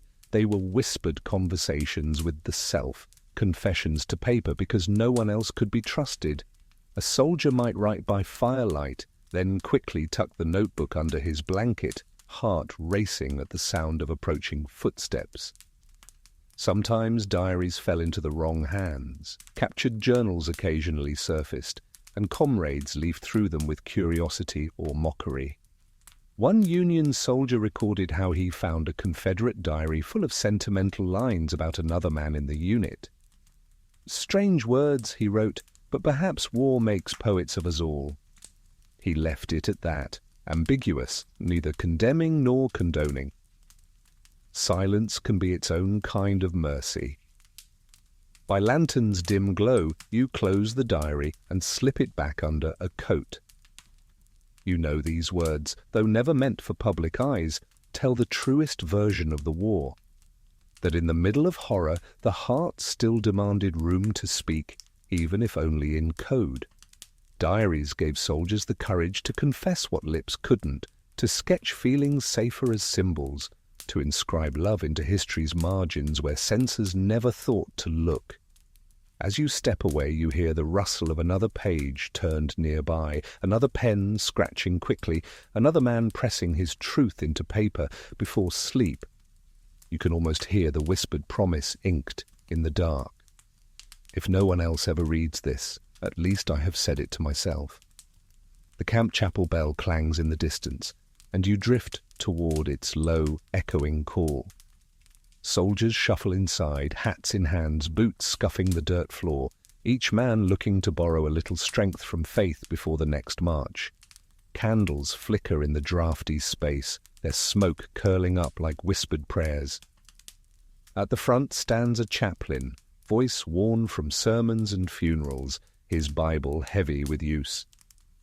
He clears his throat, looks at the crowd, and, you notice, sometimes lets his gaze linger on things unsaid. Mainstream fact, Civil War chaplains bore enormous responsibility. They preached, buried the dead, wrote letters to families, and offered solace to men cracking under the weight of war. Many were volunteers, untrained but steadfast. Others were seasoned ministers who traded pulpits for tents. Records show they conducted thousands of services in open fields, read scripture by candlelight, and prayed over men bleeding out under makeshift tarps. They also policed morality, at least in theory. Officially, they were to discourage gambling, drinking, and sins of the flesh. But in practice, many chaplains looked the other way, choosing comfort over confrontation. You see it tonight in the way one chaplain notices two soldiers sitting unusually close on a bench. Their shoulders touch, and their hymnals are shared. He blinks, adjusts his spectacles, and for a moment seems ready to separate them. Then he exhales, turns back to the pulpit, and begins the prayer. His silence is louder than a rebuke. It is permission, cloaked as neutrality. Quirky tidbit, chaplains often served coffee after sermons, claiming it fortified the spirit. Soldiers lined up eagerly, more for the warmth of the tin mug than the theology. You imagine one soldier quietly slipping his cup into another's hands, murmuring, "Yours looks empty," though both know the cups are filled equally. Tiny acts like this became sacraments of their own, sanctified by the blind eye of clergy who pretended not to notice. Historians still argue whether chaplains truly failed in their moral duties, or whether they wisely recognized that enforcing every rule would shatter already fragile spirits. Letters suggest some chaplains understood more than they admitted. One wrote, "I hear whispers among the men, but I preach mercy, not judgment. Who am I to withhold comfort?" Another confessed privately that loneliness breeds attachments I cannot condemn. To scholars these lines are ambiguous. To you, listening in the chapel, they sound like quiet confessions of tolerance. The humour sneaks in even here, because soldiers never let solemnity go unmocked. After a long prayer, one man mutters, "He asked for rain again. Guess we'll all drown." His comrade chuckles, "Better drowned than drilled." Joke number 1, divine flood as training exemption. Later, during a hymn, a soldier sings so off-key that his seatmate nudges him, whispering, "You're scaring the angels." Joke number 2, celestial fright. And when the chaplain warns against gambling, another grins, "Then may I tithe my winnings instead?"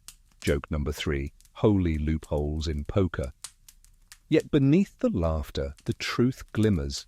Chaplains sometimes became shields. Their silence covered what officers would not forgive. You picture one clergyman walking past a tent flap, hearing muffled whispers inside, and deliberately clearing his throat loud enough to warn the occupants, but not enough to summon attention. Another might deliver a sermon about companionship in hardship, his words vague enough to let men interpret as they pleased. After the service ends, men shuffle back into the night. The two who sat shoulder to shoulder linger at the edge of the campfire, their hymnals still clutched together. The chaplain passes, glances once, then fixes his gaze on the stars instead.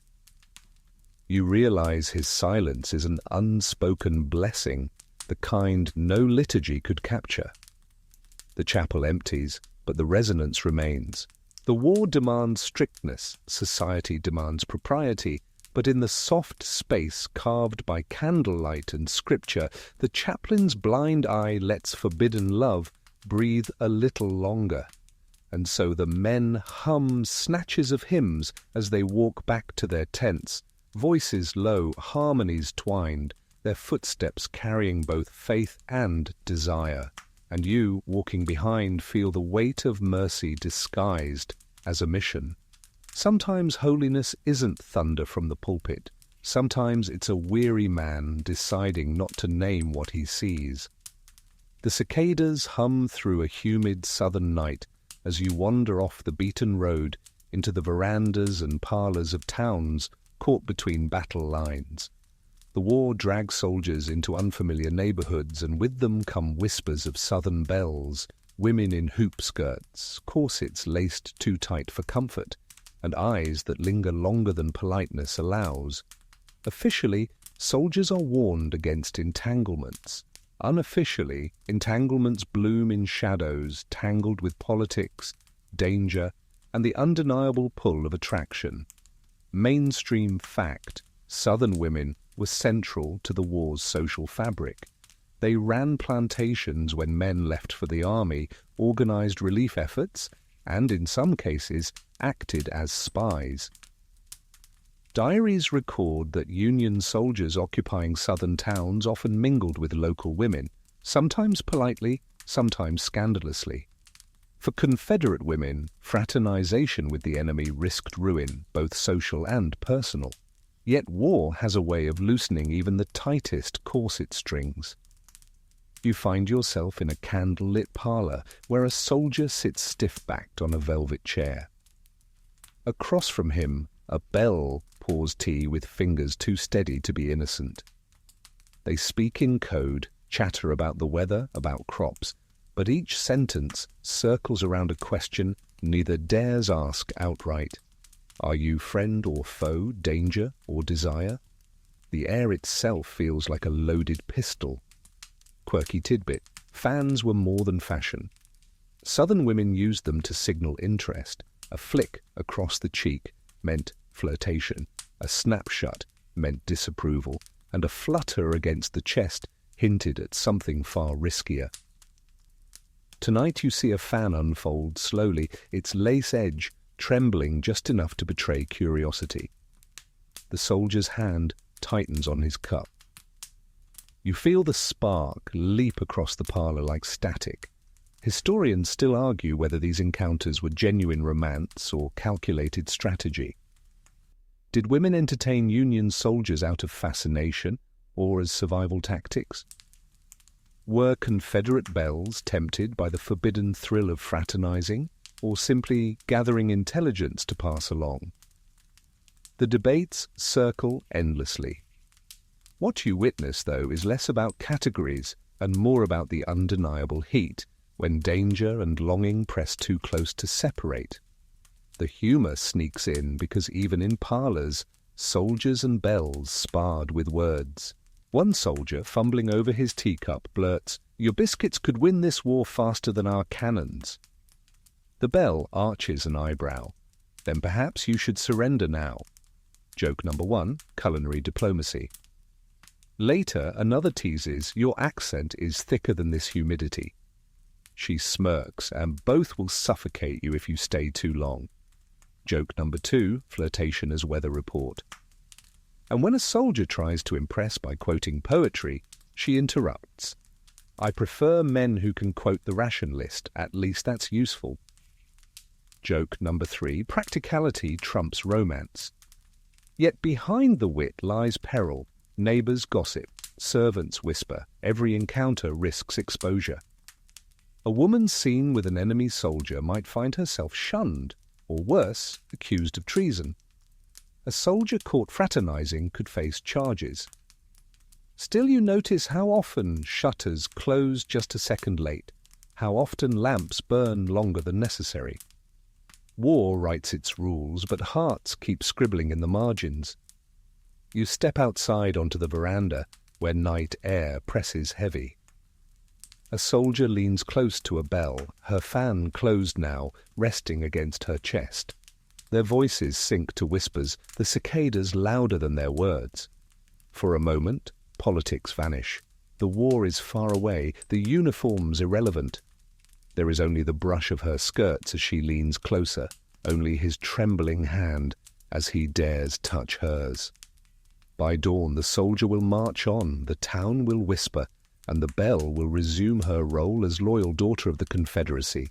But for this one humid night, in this flickering parlor, love, dangerous, forbidden, entangled with betrayal, burns hot enough to rival the war itself. The campfires sputter against a northern chill as you wander among rows of white tents pitched near a makeshift hospital. Lanterns glow like muted stars, illuminating women in plain dresses and crisp aprons, Union nurses steadying themselves against the exhaustion of endless days. Their footsteps are brisk, their voices clipped with authority, but in the quiet corners you begin to see the lines blur. the vows of service bending into something dangerously tender. Mainstream fact: thousands of women served as nurses during the Civil War, despite fierce resistance at first. Dorothea Dix demanded strict standards for her nurses: no bright clothing, no curls, no flirtation. Clara Barton earned the name the Angel of the Battlefield for her tireless work. Louisa May Alcott, before writing Little Women, volunteered in a Washington hospital and recorded her experiences in letters and memoirs. These women brought professionalism, compassion, and reform to military medicine. But behind the records of bandages and broth, personal stories smouldered. You pause at the flap of a hospital tent where a young nurse leans over a soldier's cot. His face is pale, sweat beading along his temples. She dips a rag in cool water and presses it against his brow. He whispers something, too faint to catch, but her lips curve in a smile, and she answers softly, "Hush, I'll stay here." The words carry the weight of a vow no chaplain officiated, but one the soldier clings to as if it were stronger than any oath. Quirky tidbit: Northern nurses often slipped personal touches into their care. Some tucked pressed flowers into pockets, some penned letters for illiterate soldiers, even sprinkling perfume on the pages. One Union nurse admitted to baking small cakes in her barrack stove, smuggling them to favourites, who reminded her of brothers, or of something else she dared not confess. Food, in a world of boiled beef tea and desecrated vegetables, tasted like love disguised as charity. Historians still argue whether these gestures were acts of simple humanity or signs of forbidden romance. Diaries hint at both. A nurse wrote of a patient whose eyes would not release me, while another scribbled, "He pressed my hand when I left, perhaps more than gratitude." Scholars debate, was this exaggerated sentimentality or love daring to grow in the cracks of war? You, watching here, see the way her hand lingers just too long on his, and you know some truths are too steady to dismiss as style. The humour sparkles even in hospital gloom. A soldier recovering from fever groans, "If I must live on beef tea another day, bury me now." The nurse grins. "Then I'll add pepper and call it a feast." Joke number 1, culinary rebranding. Another patient, staring at the nurse's starch-white bonnet, mutters, "That hat could deflect bullets." She retorts, "Then perhaps you should borrow it." Joke number 2, fashion as armour. And when a nurse scolds a soldier for trying to walk too soon, he sighs dramatically, "If I die, it will be from nagging, not wounds." The nurse laughs, "Better than dying of stubbornness." Joke number 3, fatal diagnoses of attitude. But beneath the laughter lies risk. Professional boundaries were thin as muslin.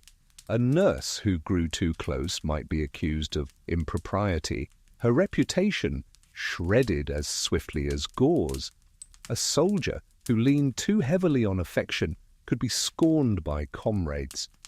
Yet you watch them anyway. A nurse sitting beside a cot long after her shift, reading aloud from a psalm until her voice trembles. A soldier holding her sleeve as if letting go might undo the stitches, keeping him alive. These are not simply moments of care. They are confessions, whispered in the language of comfort. Outside, the northern wind rises, rattling the canvas walls. The nurse draws a blanket higher on her patient, tucking it with the same precision she once folded linens at home. But her hand rests there longer than necessity requires. The soldier, eyes closed, exhales as though that touch is worth more than medicine. In the glow of the lantern, you realize the war has twisted vows of service into vows of intimacy, hidden from the record but branded into memory. When dawn creeps pale across the horizon, the nurse rises, smoothing her apron. She leaves the tent, shoulders squared, ready for another day of duty. The soldier watches her go, eyes following until the canvas falls shut.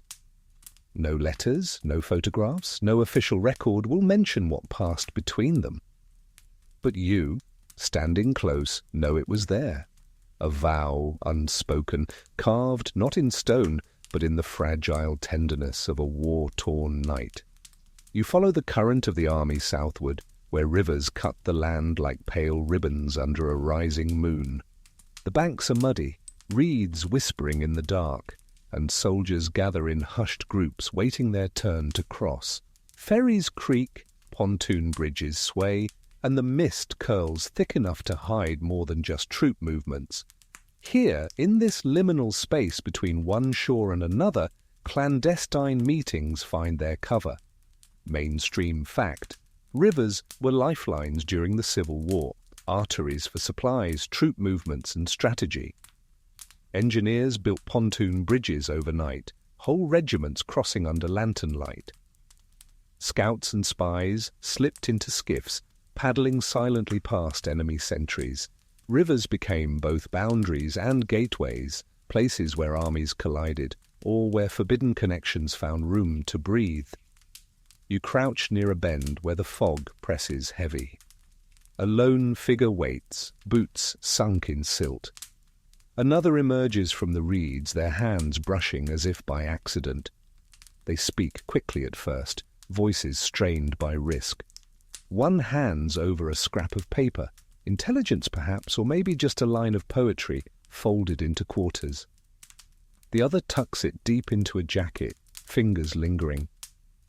They lean closer, their silhouettes merging in the mist.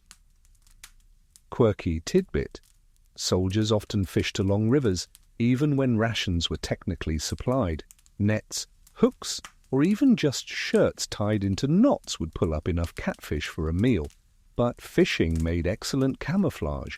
A soldier crouched on a bank could cast a line while waiting for someone else to appear, their meeting disguised as angling. You picture one man murmuring, "Caught nothing tonight," and the other replying, "Not true, you caught me." Historians still argue whether these riverside meetings were mostly espionage, trading news of troop positions, or whether some were truly personal rendezvous. The records blur. A Union officer once wrote of catching two soldiers lingering by the water in suspicious intimacy. Was it treason, or was it love cloaked as strategy? Scholars debate endlessly, yet the ambiguity feels almost intentional, an erasure to protect reputations, or a silence born of embarrassment. Humour trickles through even in fog. One soldier, caught dripping wet after a midnight crossing, joked, "Tell them I wrestled a catfish bigger than me." Joke number one: exaggerated aquatic combat. Another, slipping into camp late, muttered, "The river delayed me, she asked for one more dance." Joke number two: water personified as a demanding partner. And when a pontoon bridge collapsed under too many boots, a private declared, "Guess we'll march as mermaids next time." The laughter almost drowned out the groans. Joke number three: amphibious infantry. Back at the river bend, you watch as two men sit shoulder to shoulder on a half-submerged log. One hums softly, a tune carried from the campfires of Section 9. The other leans his head briefly against him, just long enough for the fog to swallow the gesture. They talk of nothing, of mud, of mosquitoes, of how coffee always tastes like river water anyway. Yet beneath the casual words lies urgency. Tomorrow, one may march east, the other west. The river then becomes their witness, their confidant. The water laps steadily, uncaring of uniforms or allegiances. Its current holds secrets the way a diary does, swirling them into depths no officer will ever chart. As dawn glows faint, the two rise. One presses a small keepsake into the other's hand, a carved button, a scrap of ribbon. No words explain it. The gesture alone says, "Carry me with you." By the time the sun burns away the mist, the river looks empty again. Officers bark orders, men tramp across bridges, wagons groan under weight. But you, lingering on the bank, know that last night the river was more than strategy. It was sanctuary where espionage and affection blurred, and where longing dared to surface, however briefly, before vanishing into the flow. The bugle hasn't yet broken the dawn when you hear the rustle of fabric, the hurried whisper of vows exchanged not in chapels, but in the margins of war. A chaplain, yawning, is summoned to stand beneath an oak tree or inside a dim tent. He opens his Bible, voice low, while two figures clasp hands so tightly their knuckles pale. Weddings in wartime, hurried, fragile, desperate, spring up everywhere, tying lives together before battle might tear them apart. Mainstream fact, Civil War marriages often happened in haste. Soldiers wed sweethearts during brief furloughs, sometimes even hours before shipping out. Chaplains recorded dozens of ceremonies performed in tents, hospitals and fields. Many were simple affairs, rings fashioned from brass buttons, vows spoken by candlelight, kisses stolen under watchful eyes. The urgency came from knowing that tomorrow was never promised. You witness one such scene now. A soldier, his jacket patched but brushed clean, stands before a nurse in her plain apron. The chaplain stumbles over the familiar words, his spectacles fogging. The couple nod eagerly, impatient to reach the part where vows make promises stronger than muskets. When the chaplain finally blesses them, the soldier presses a brass ring, filed from a spent cartridge, onto her finger. She laughs softly, wiping away tears with the back of her hand. It is no grand wedding march, but the crickets play their own accompaniment. Quirky tidbit, buttons often stood in for rings. Soldiers cut them from coats, polished them, and slipped them onto trembling fingers. Some couples wrote vows on scraps of paper and tucked them into pockets as tokens. One story tells of a groom who pledged his devotion with a ribbon tied around his bride's finger, promising a golden ring when the war provides wages beyond beans. Historians still argue whether these wartime weddings were more about romance or practicality. Was it love, or was it the promise of a widow's pension should the soldier fall? Letters reveal both possibilities. Some brim with passion, others with pragmatic reassurance that the bride would be cared for financially. The truth lies somewhere in between, love tempered by survival, survival softened by love. Even here, humor breaks through. One soldier, nervous, mumbles the vows too quietly, prompting the chaplain to scold, "Speak up, the Lord can't bless a whisper." The bride grins, then perhaps the Lord prefers secrets. Joke number 1, divine volume control. Another bride, standing under a tattered flag, sighs, "I dreamed of white lace." Her groom quips, "This canvas is lace enough, it has holes everywhere." Joke number 2, tent canvas couture. And after one hurried ceremony, a groomsman calls out, "Kiss her quick, the sergeant's calling roll." The crowd bursts into laughter as the groom obeys. Joke number 3, military punctuality applied to romance. But not all ceremonies are between soldier and sweetheart. You catch wind of quieter vows, two comrades clasping hands under the guise of prayer, whispering promises no chaplain records. They exchange keepsakes, muttering that it's just in case, but you can feel the weight of a marriage in those words. One presses a lock of hair into the other's hand, saying only, "Carry this if I don't return." No brass ring, no witnesses, but as binding as any legal oath. The war, after all, does not pause for love. Morning soon comes, and the chaplain packs away his Bible, muttering about another ceremony awaiting him at the next camp. The nurse tucks her brass ring against her palm, as if afraid it might vanish. The soldier kisses her hand once more before marching off to join his regiment. Their wedding night is not a night at all, only a fleeting moment stolen in the dawn. As you watch them part, you feel both the ache and the beauty of these hurried vows. Love in wartime has no patience for grand halls or choirs. It lives in brass buttons, whispered promises, and hurried embraces before the drums roll. And whether the marriages are remembered or lost, for those who spoke them, they were everything, the defiant declaration that even in chaos, two hearts could claim eternity, if only for a night. The sun dips low, shadows stretching long across the dusty parade ground. When you hear a burst of laughter rising from a canvas pavilion, you follow the sound and discover a theatre tent, its sides patched, its benches crowded with soldiers, eager for distraction.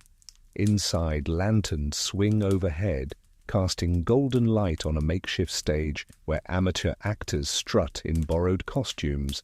The air smells of sweat, tobacco, and anticipation. Tonight there will be no drills, no gunfire, just plays, songs, and comedy stitched together from memory and scraps. Mainstream fact: theatre troupes travelled to camps during the Civil War, performing Shakespeare, minstrel shows, and patriotic pageants. Soldiers also staged their own productions, often cross-dressing for female roles. For men, starved of variety, even a clumsy falsetto and a crooked wig could draw thunderous applause. The laughter was a kind of medicine, restoring spirits as much as coffee or soup. Yet beyond entertainment, the theatre tents offered something subtler. Cover for glances, gestures, and affections otherwise too dangerous to display. You slide onto a bench as a soldier in a tattered gown totters across stage, feigning swoons. The crowd howls. But your eyes drift away from the stage to the spectators. Two men sit close enough their knees touch. When the tent erupts in laughter, their shoulders press tighter, using the commotion as camouflage. Another pair exchange sly looks during a love scene, their smiles mirroring the actor's courtship. The play may be comedy, but for some, it's also a mirror of what they cannot name aloud. Quirky tidbit: some soldiers grew so skilled at female impersonation that comrades called them camp belles. One diary mentions a performance where the lady received flowers and even a serenade, though everyone knew it was Private Jenkins beneath the bonnet. Another wrote that soldiers fought for the chance to play suitor, opposite the belle, laughing loudly, but perhaps savouring the closeness with a bit more earnestness than the script required. Historians still argue whether these performances were simply harmless fun, or whether they created space for deeper desires to slip through. The official record insists it was all comedy, yet you, watching two men clasp hands briefly in the dim light when the stage grows rowdy, sense that the laughter was a shield disguising tenderness as jest. The humour, of course, runs rampant. An actor in a wig trips on his hem and shouts, "A lady never falls, she merely reclines dramatically." Joke number 1, battlefield slapstick in a corset. Another, playing Juliet, sighs, "Parting is such sweet sorrow," only to be dragged off stage by comrades yelling, "Get back to drill." Joke number 2, Shakespeare interrupted by sergeants. Later, when a mock duel goes wrong and a prop sword snaps, one actor quips, "Fear not, I'll stab him with my charm instead." The tent nearly collapses with laughter. Joke number 3, lethal charisma as weaponry. But between jokes, the stakes pulse quietly. You catch one soldier staring at the stage, belle, with something more than humour in his eyes. His comrade notices, nudges him, and instead of pulling away, he just grins, shrugging as if to say, "So what?" The theatre provides plausible deniability. Everyone's laughing after all, but beneath the laughter hums a deeper current of longing. As the play ends, the tent buzzes with chatter. Soldiers linger, reluctant to return to darkness and duty. Some drift toward performers, slapping backs, teasing falsettos. But you watch a few pairs slip out early, vanishing into the night, their closeness disguised by the lingering hilarities. The tent has done its job, provided cover, blurred lines, given men a place to look at each other without fear of scrutiny. Outside, the stars glitter faintly, muffled by canvas echoes of applause. The theatre tent still glows like a lantern in the dark, but beyond its flap, soldiers walk 2 by 2, laughter fading into whispers. And you realize that comedy, far from trivial, offered these men a rare gift, the chance to touch what was forbidden, hidden inside a joke no officer would take seriously. You step away from the theatre tent's raucous echoes and drift toward the quieter edges of camp, where lanterns burn lower and voices soften into hushed tones. Here, grief drapes itself over shoulders like an extra blanket, heavy and inescapable. Mourning is everywhere, black armbands tied to sleeves, letters edged in ink, men sitting alone, with eyes fixed on ground that holds too many bodies. Yet even in mourning, or perhaps especially in mourning, closeness stirs. Comfort turns into consolation, consolation slips into intimacy, and boundaries dissolve as easily as candle wax. Mainstream fact: the Civil War left more than 600,000 dead, a number so vast that nearly every family in America felt its weight. Communities developed elaborate mourning rituals. Women wore black for years, men sported crepe on hats, and letters announcing deaths followed strict formulas. Soldiers themselves participated in these rituals even in camp. They wrote condolence letters for fallen comrades, held makeshift funerals, and kept mourning jewelry made from hair or fabric. Grief was a constant companion, shaping behavior as much as hunger or discipline. You see it tonight. A young widow visiting camp with a wagon of supplies, her veil drawn, eyes hollow. A soldier steps forward to help her unload, his hands lingering a fraction too long on hers. He murmurs, "I'm sorry for your loss." She nods, lips trembling, and whispers back, "We all lose someone, don't we?" Their voices overlap like threads weaving a fragile fabric of connection.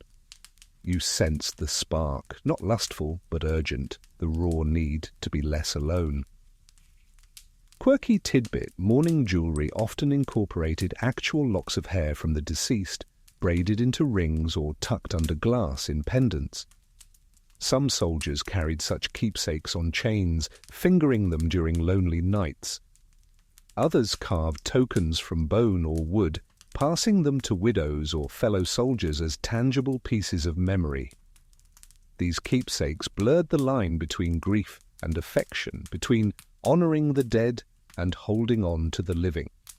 Historians still argue whether the relationships that bloomed in mourning were scandal or salvation. Was a widow's closeness with a soldier a betrayal of her late husband, or a natural grasp at survival? Were comrades who clung tighter after a burial simply grieving, or stepping across into something that could never be spoken? Scholars debate, but you, standing in the flicker of firelight, see how grief itself becomes a permission slip. When tomorrow isn't promised, who dares forbid comfort tonight? Even grief has room for humor, though it often comes out crooked. After a makeshift funeral, one soldier sighs, "I hope someone sings better for me, I'd haunt them otherwise." His friend chuckles, "You'll haunt us no matter what." Joke number 1, ghostly encore. Another mutters as they lower a comrade's body, "At least he won't have to eat hardtack again." The men laugh darkly, nodding. Joke number 2, culinary mercy in death. Later, after a chaplain drones too long, a private whispers, "If sermons last this much in heaven, I'd rather stay here." Shoulders shake with muffled laughter. Joke number 3, divine impatience. You wander past a cluster of soldiers sitting in silence, their friend freshly buried nearby. One man reaches for another's hand, not dramatically, just quietly, like breathing. The hand is accepted, squeezed, held until the lantern sputters out. It looks like mourning, which it is. But it also looks like something else, love finding its chance in the hollow grief leaves behind. Elsewhere, a widow sits with a soldier who once served beside her husband. They talk of the man they lost, but soon their voices soften, drifting into present tense.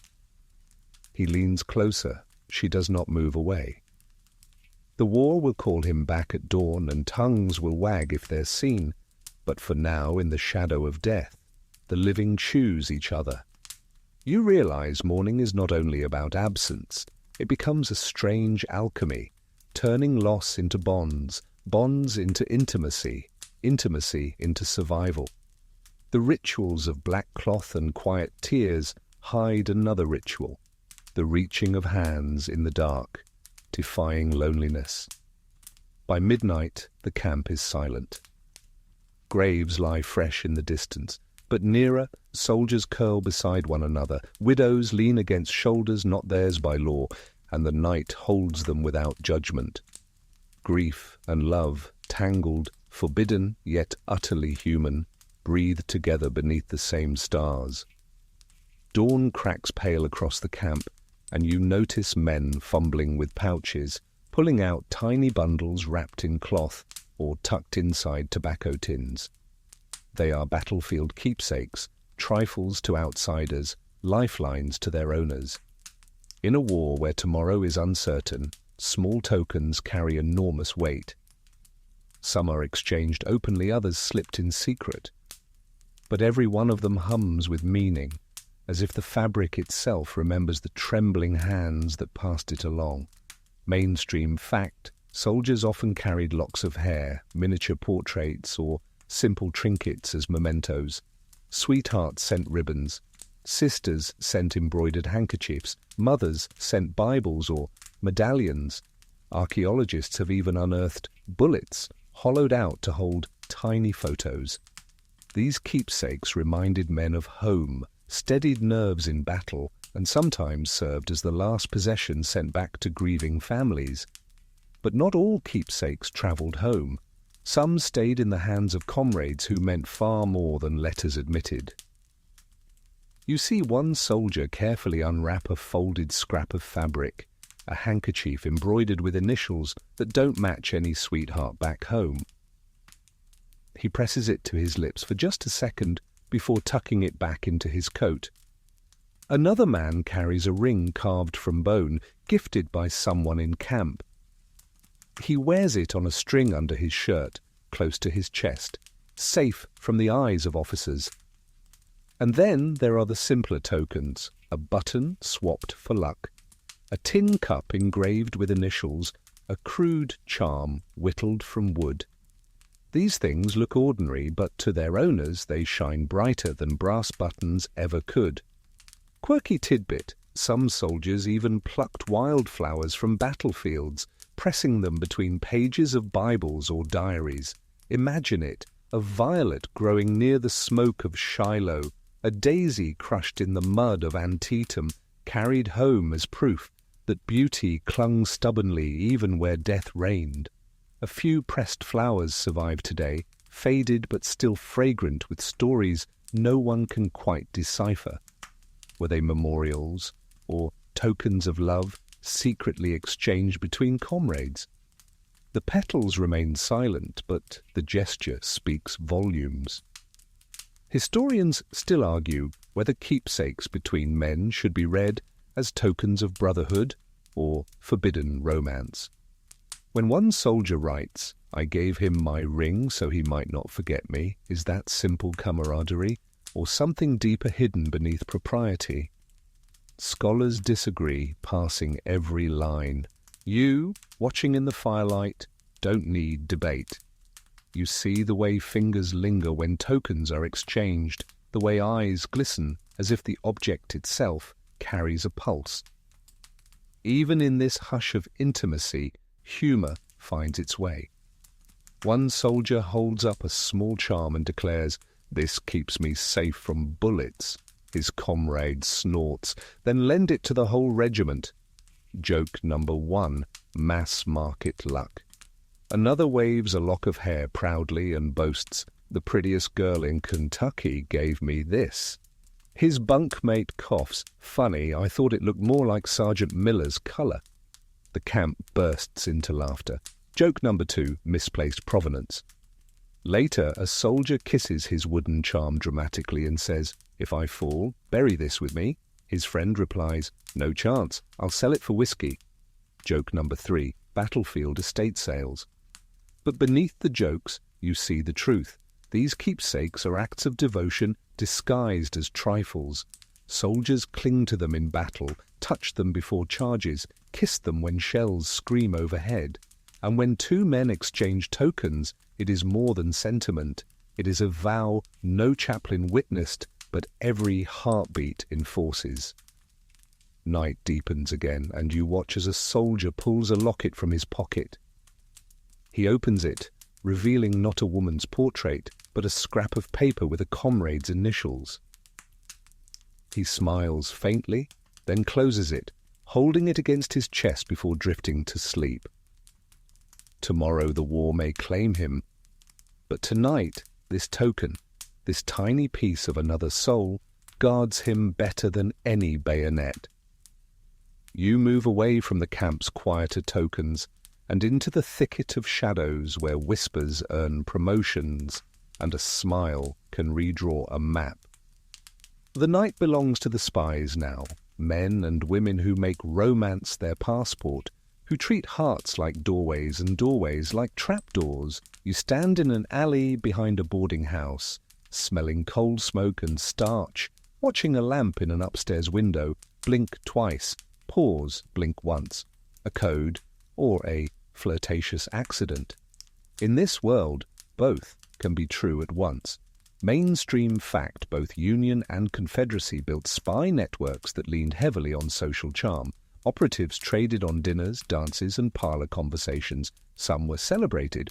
Rose O'Neill, Greenhow in Washington salons, Pauline Cushman on Union stages, bellboys sweeping into hotel lobbies, while many more stayed anonymous, their names dissolved into burned papers and false ledgers. Intelligence traveled in cipher, inside hollow buttons, stitched into hems, smeared in lemon juice inks and folded so small a single corset bone could conceal it.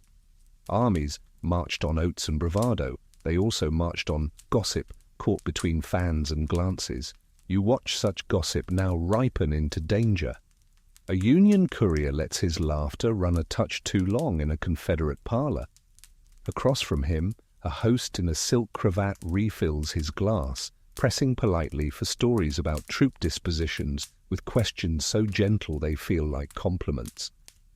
The courier parries with jokes, but his eyes keep returning to the host's hands, well kept, clever, lingering over the decanter, like keys hovering near a lock. You can feel it. The seduction is mutual, and that's where the ground turns slick. Quirky tidbit, paper laced with laudanum could be chewed and swallowed if capture loomed. Notes safe from enemy eyes and, at least briefly, from nausea. Some agents rolled messages into the hollow cores of goose quills, the pens themselves becoming couriers. Others pricked tiny pinholes over the letters of newspaper columns to spell new sentences. What looked like casual reading became a love note to treason or to someone waiting 2 blocks north, 1 handkerchief west. And when the pinpricks gathered in a heart shape, well, strictly unnecessary for security, strictly essential for morale. Tonight, the boarding house turns into a stage. The hostess, all dimples and razor-edged courtesy, has arranged a musicale. You've seen music hide longing before. Remember the harmony traded at dusk, section 9. But here the melody carries coordinates. The pianist strikes a prearranged bar if cavalry ride, another if infantry move, a lingering fermata if the courier should stay after. Seduction and semaphore in the same measure. The courier sips, leans, laughs, and lets those measures carry him toward a door at the back, where a soft voice promises fresh air and delivers a balcony and a pocket-sized cipher wheel. Historians still argue whether romance was more bait than feeling, whether honey traps were cold operations, or whether hearts genuinely fell, then scrambled to write reports through tears. Some insist the flirtation was theatre alone, Others point to letters that read less like codebooks and more like confessionals. As you hover in the chill air, listening to whispered names and sliding fingers, you understand how poor a witness the historical record can be. Paper tells what survives, breath tells what mattered in the moment. The jokes still sneak in because espionage without wit is just eavesdropping. A Confederate agent flirts with a Union quartermaster over the punch bowl and murmurs, "I must have your secret for keeping men fed." He answers, "I wish I had it too." Joke number 1. Logistics as romance killer. Later, a courier pats his coat and quips, "My heart is on my sleeve and the report is in my lining. Pray you mix them up." His companion deadpans, "Then tell the general I adore him." Joke number 2. Misaddressed ardor. And when a hostess warns her operative, "Don't fall for the messenger," the operative sighs, "Too late, I always trip over delivery fees." Joke number 3. Postage due on emotions. The line agent's walk would make a tightrope look wide. You step into a corridor, narrow as a rifle barrel, where a Union scout meets a hotel clerk by the service stairs. The clerk's smile is polished to mirror brightness. The scout's grin is easier, the kind learned around fires and animated crackers. They trade what sounds like banter about weather and pastry, while fingers pass a walnut shell hiding a rolled scrap of silk, a map in thread. The scout pockets it, then hesitates. "Careful," the clerk whispers, "we're only supposed to play at fondness." The scout answers, "You're better at pretending than I am." And for a beat, the hallway becomes a battlefield, all the more lethal for lacking guns. Back in the parlor, you notice how romance sharpens the senses like a whetstone. The agent catalogues the courier's tells, how his voice dips when he lies, how his eyes dart toward the mantel where an innocent porcelain stag hides a dead drop. He also notices the curl of hair that keeps slipping free, the laugh that warms the room, the way kindness peeks out from behind bravado. The mission demands the first catalogue. The heart insists on the second. That friction hums like a high wire. You recall earlier how soldiers spooned for warmth, how nurses tucked blankets and whispered vows unsanctioned by chaplains. Espionage looks colder, all puzzles and protocols, but it thrives on the same human currents. A good spy listens like a lover and touches like a thief. A great spy blurs the two until even self-knowledge fogs. That's how a harmless stroll becomes a map's betrayal, how a trusted giggle becomes a password, how a farewell kiss seals something more than a letter. The game can skid into cruelty. You see it when an operative, having gleaned the last needed fact, pulls back from the warmth he's stoked. The courier watches him go, confusion chasing across his face, a hand half raised in a gesture that doesn't know whether to beckon or salute. Mission successful. Heart collateral. Some nights end that way, a report delivered, a bed left cold, a conscience arguing that the war's arithmetic permits this, that affection is a tool like any other. On other nights, the tool learns to cut both ways. A door clicks, a different pair slips out to the courtyard. There, under laundry lines that smell of soap and smoke, truth blunders in. "You aren't what you claim," one says, not accusing, just certain. "No," answers the other, "and you aren't only a uniform either." They stand too close. The laundry slaps a domestic drum. Someone laughs upstairs, oblivious. It would take a single shout to end careers. Instead, they step closer, brief as a match strike, bright enough to burn memory into bone. Tomorrow, one will route columns around an unseen battery because of what he learned tonight. Tomorrow, both will carry a softness that neither report nor reprimand can erase. You catch a flash of quieter tradecraft, a cameo brooch clicking open on a hinge to reveal a minuscule sketch of fieldworks, a fan snapping closed on a thread of silk with numbers knotted into tassels, a book of hymns hollowed at the spine to cradle a coil of hair tied around a quill. Love token or code key, who can tell? In a city swaying with uniforms, the parlour becomes a market where desire and data barter under chandelier light. Prices vary. Sometimes the cost is only a promise to call again. Sometimes it is heartbreak, payable over years. And yes, sometimes the intelligence isn't intelligence at all, only the wish to keep someone safe. You watch an agent slip bad information to turn an enemy column aside from a town where a particular pair of eyes will be waiting at a window. Treason, perhaps, but treason to the war rather than to the heart. Historians still argue whether such acts happened often or are romantic myths layered over sober tradecraft. Standing here, you can't imagine they were rare. People do impractical things for love. War merely multiplies both impracticality and love into unmanageable sums. Near midnight, the musicale ends. The pianist closes the lid with a soft thud that sounds like a period at the end of a coded sentence. Guests make polite bows and the boarding house exhales. In the alley, you watch shadows detach from walls, a courier striding too quickly, a hostess at her window holding the curtain in 2 fingertips, an agent pressing his forehead to cool brick. You remember the beef tea and desecrated vegetables of Section 4, the way medicine could taste like mercy. Espionage tastes like sugar and ash, a sweet on the tongue, smoke in the lungs. Before you go, you see one last exchange on the stair. If we're discovered, the courier says, tell them it was only the mission. The agent answers, if we're discovered, they won't ask what it was. Their hands touch at the banister, the slightest brush. The courier slips away, leaving behind the faintest trace of cologne and a question that will outlive both armies. Was the report more real or the moment? The answer, like lemon ink, appears only under flame. You step back into the street, boots whispering over grit, and the city folds up its clues. Somewhere miles away, regiments will change direction because of what passed between 2 people tonight. Somewhere closer, someone will lie awake and try not to replay the softness inside the strategy.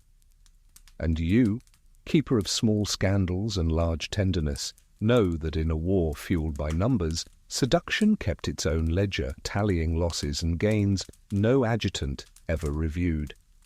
The bugle fades into twilight, and you notice a scrap of paper caught under a boot heel. Someone stoops, rescues it, smooths the crease, and begins to scribble.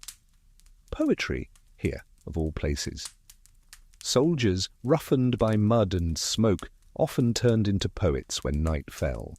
Their verses weren't always polished, but they carried the weight of longing sharper than bayonets. Mainstream fact, countless Civil War soldiers wrote poetry, newspapers published their lines, regimental newsletters shared them, and many scribbled verses in diaries or margins of hymnals. Some poems thundered with patriotism, but many whispered about loneliness, beauty glimpsed in chaos, and love that dared not speak its name. Walt Whitman himself, wandering the hospitals, recorded the tenderness he saw in men's eyes, leaving lines so open that readers still debate whom they address. You listen as one soldier recites from memory, voice low and uneven. Though cannons roar and muskets flame, it is your glance that keeps me sane.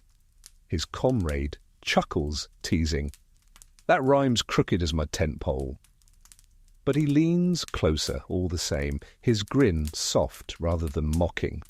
The poem, imperfect, lands exactly where it was meant. Quirky tidbit. Some regiments even published little camp papers, handwritten or crudely printed, full of jokes, notices, and verses. Editors often begged comrades to submit poems which ranged from comic jingles about hardtack to solemn elegies. Tucked among them were verses about unnamed friends, verses that never clarified whether the beloved wore a dress or a uniform. The ambiguity was deliberate, a veil that protected both poet and muse. Historians still argue whether such poetry was mere sentimentality, the florid style of the age, or whether it masked forbidden affections. A verse that declares, "Your eyes are my star in this midnight," could be dismissed as metaphor or recognized as confession. The debate churns, but the paper in your hand feels warmer than metaphor. Even poetry sessions breed humor. One soldier reads aloud, "The moon shines down on fields of grey." Another interrupts, "Sounds like she's spying for the Confederacy." Joke number 1, celestial treason. Another poet rhymes drill with kill, prompting a groan from the group until someone shouts, "At least it's honest." Joke number 2, blunt truth in rhyme. And when a soldier struggles to rhyme tent, his comrade yells, "Content, lament, ferment, repent, pick one before we all invent our own end." The camp roars. Joke number 3, rhyming turned rowdy sport. Yet when the laughter fades, the verses remain. You watch a soldier tear a page from his notebook, fold it small, and slide it into another man's pocket with a murmured, "Read later." No one else notices. The recipient smiles faintly, pats the pocket, and goes on talking as if nothing happened. Later, by lantern glow, he will open the page and see lines that rhyme clumsily, but pulse with truth. The night deepens, cicadas buzzing, and still the poems continue. Some are recited aloud, others whispered, others never shared at all. They pile up like invisible letters, carried inside hearts instead of mail sacks. You think of the battlefield keepsakes from Section 21, rings, ribbons, pressed flowers. These verses are keepsakes too, but lighter than air, carried only in memory or tucked in diaries with coded initials. By midnight, the poets grow drowsy, their words slurring into silence. One man mutters the start of a couplet, forgets the rest, and laughs at himself. His comrade finishes the line for him, perfectly, without pause. They grin at each other, no applause needed. The poem is theirs alone. You lie back, listening to the faint scratch of pencils, still at work in the dark. Poetry may not feed a soldier or shield him from bullets, but it gives him a voice when silence grows unbearable, and when those verses are meant for another soldier, tucked in a pocket or whispered in firelight, they become more than literature. They become lifelines, fragile threads tying two hearts together through the noise of war. Morning breaks brittle and bright, and with it comes the thin, metallic sound of rumour scraping along the camp's nerves. You've learned to hear it before you see it, the small hush that spreads in ripples, the way conversations fracture when a certain name drifts past. Gossip moves faster than couriers, cheaper than telegraph, and far more lethal to the quiet bonds you've been watching all this time. You step into the company street and feel it, eyes glancing, faces shuttering, a story assembling itself from guesses and half-seen shadows. Mainstream fact: armies in the Civil War enforced discipline through formal regulations and informal surveillance. Company life was communal, shared tents, shared fires, shared latrines, and that made privacy a fantasy.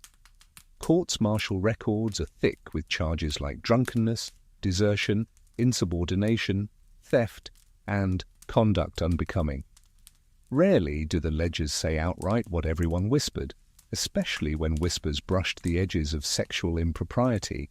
Instead, official language ducked and weaved, citing suspicious behavior, improper familiarity, or indecent conduct, phrases that could mean anything and everything. You follow the drift of talk to a cookfire where men stab bacon with bayonets and pretend not to notice the two soldiers in question. One of them passes, jaw set, gaze fixed on a point beyond camp. The other keeps to the shade, polishing a tin cup that doesn't need polish. They don't stand together this morning. They do not risk a look, but you can feel the pull anyway. Last night's easy distance, ankle to ankle, under the theatre tent's laughter, shoulder to shoulder at the riverbank, has become a taut wire. Quirky tidbit, the army's rumour mill had its own tools. Men carved scandal into pipe stems and canteen straps as coded doodles, 2 crossed spoons for closes thieves, a tiny heart for too fond. Some companies ran handwritten camp papers packed with anonymous doggerel that needled officers and comrades alike. A single rhyme could ruin a week. If the editor was clever, he never named a soul, just drew a little spoon in the margin and let imaginations do the rest. By noon, you hear the story in 3 incompatible versions. In one, a sentry swears he saw 2 figures slip into the same tent after taps. In another, a corporal claims he heard hushed voices too close for decency.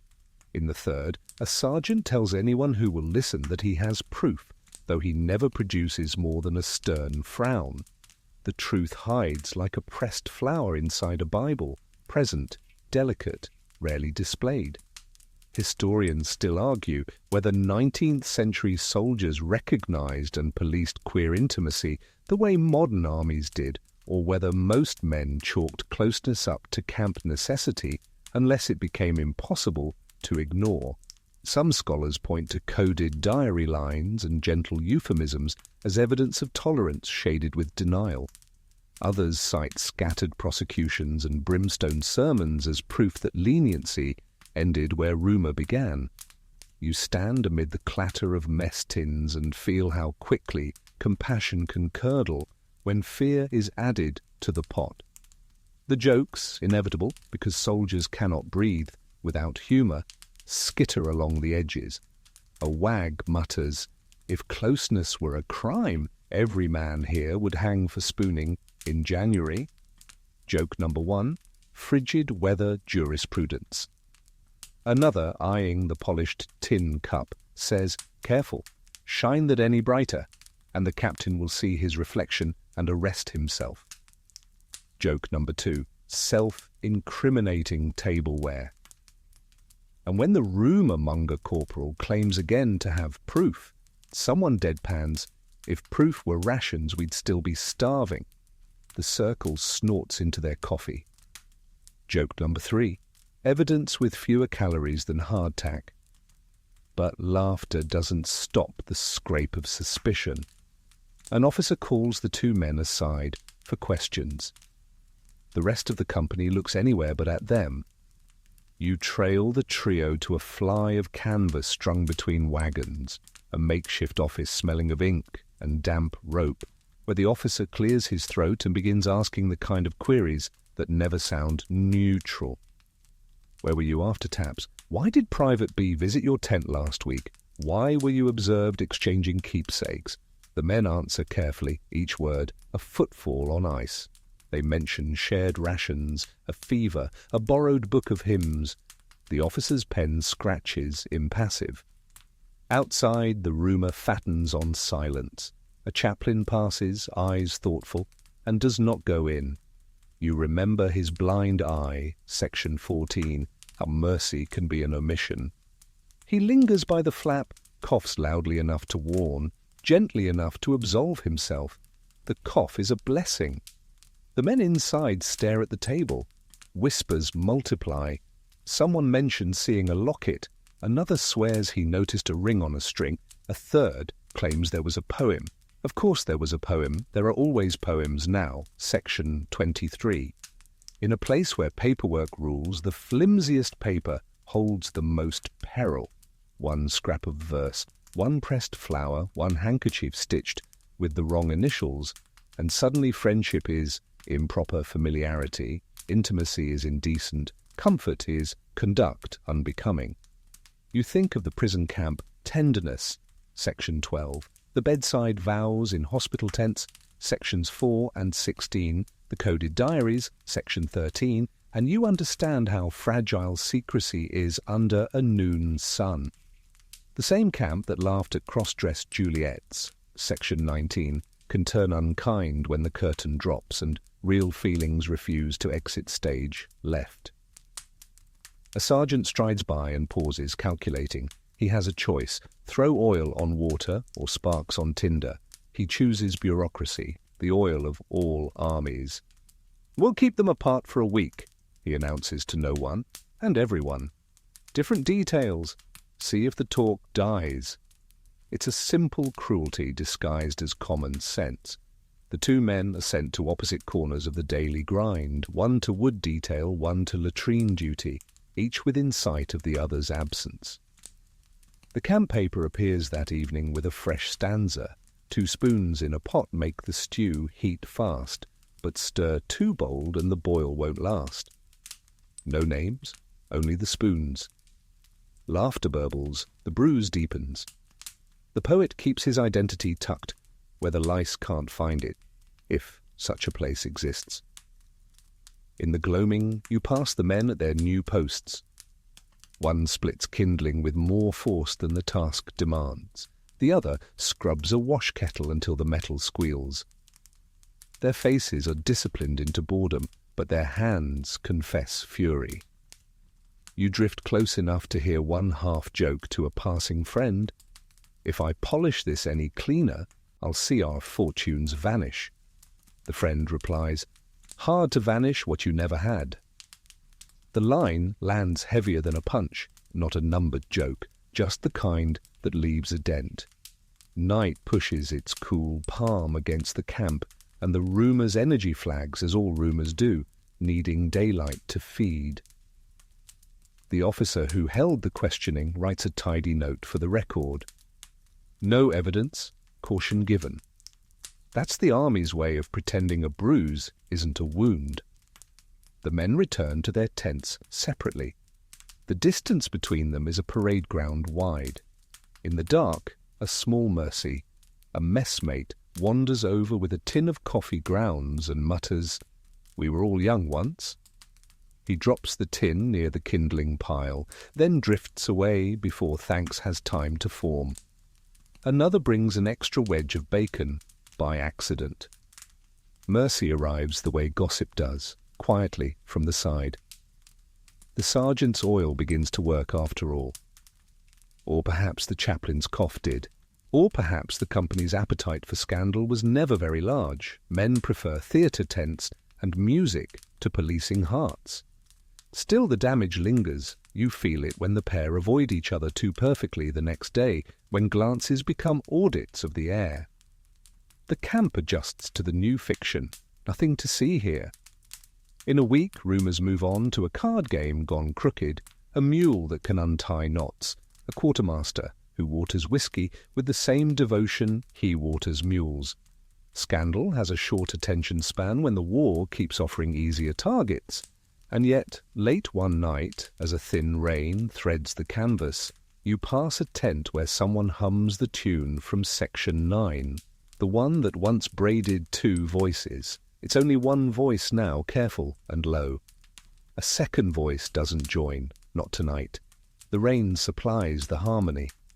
You stand a moment listening and feel the rumour's last echo slip out under the flap and dissolve into the dark. The army will keep its ledgers neat, drills done, rations issued, men accounted for. The unofficial ledger, the one you've been peeking into all along, will keep other tallies, mercies extended, silences maintained, a cough at a chapel door, a coffee tin left by a pile of kindling, a song hummed to an absent answer. Gossip can scorch, but it cannot erase what was real, not from the men who lived it.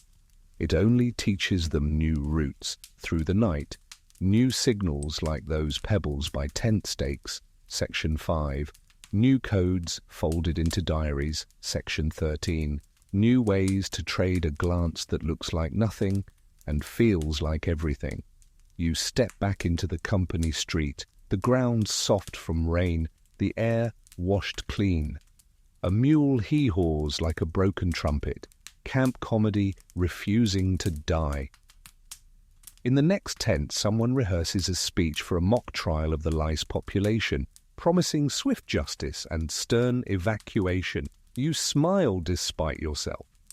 The rumour has moved on, the men have not.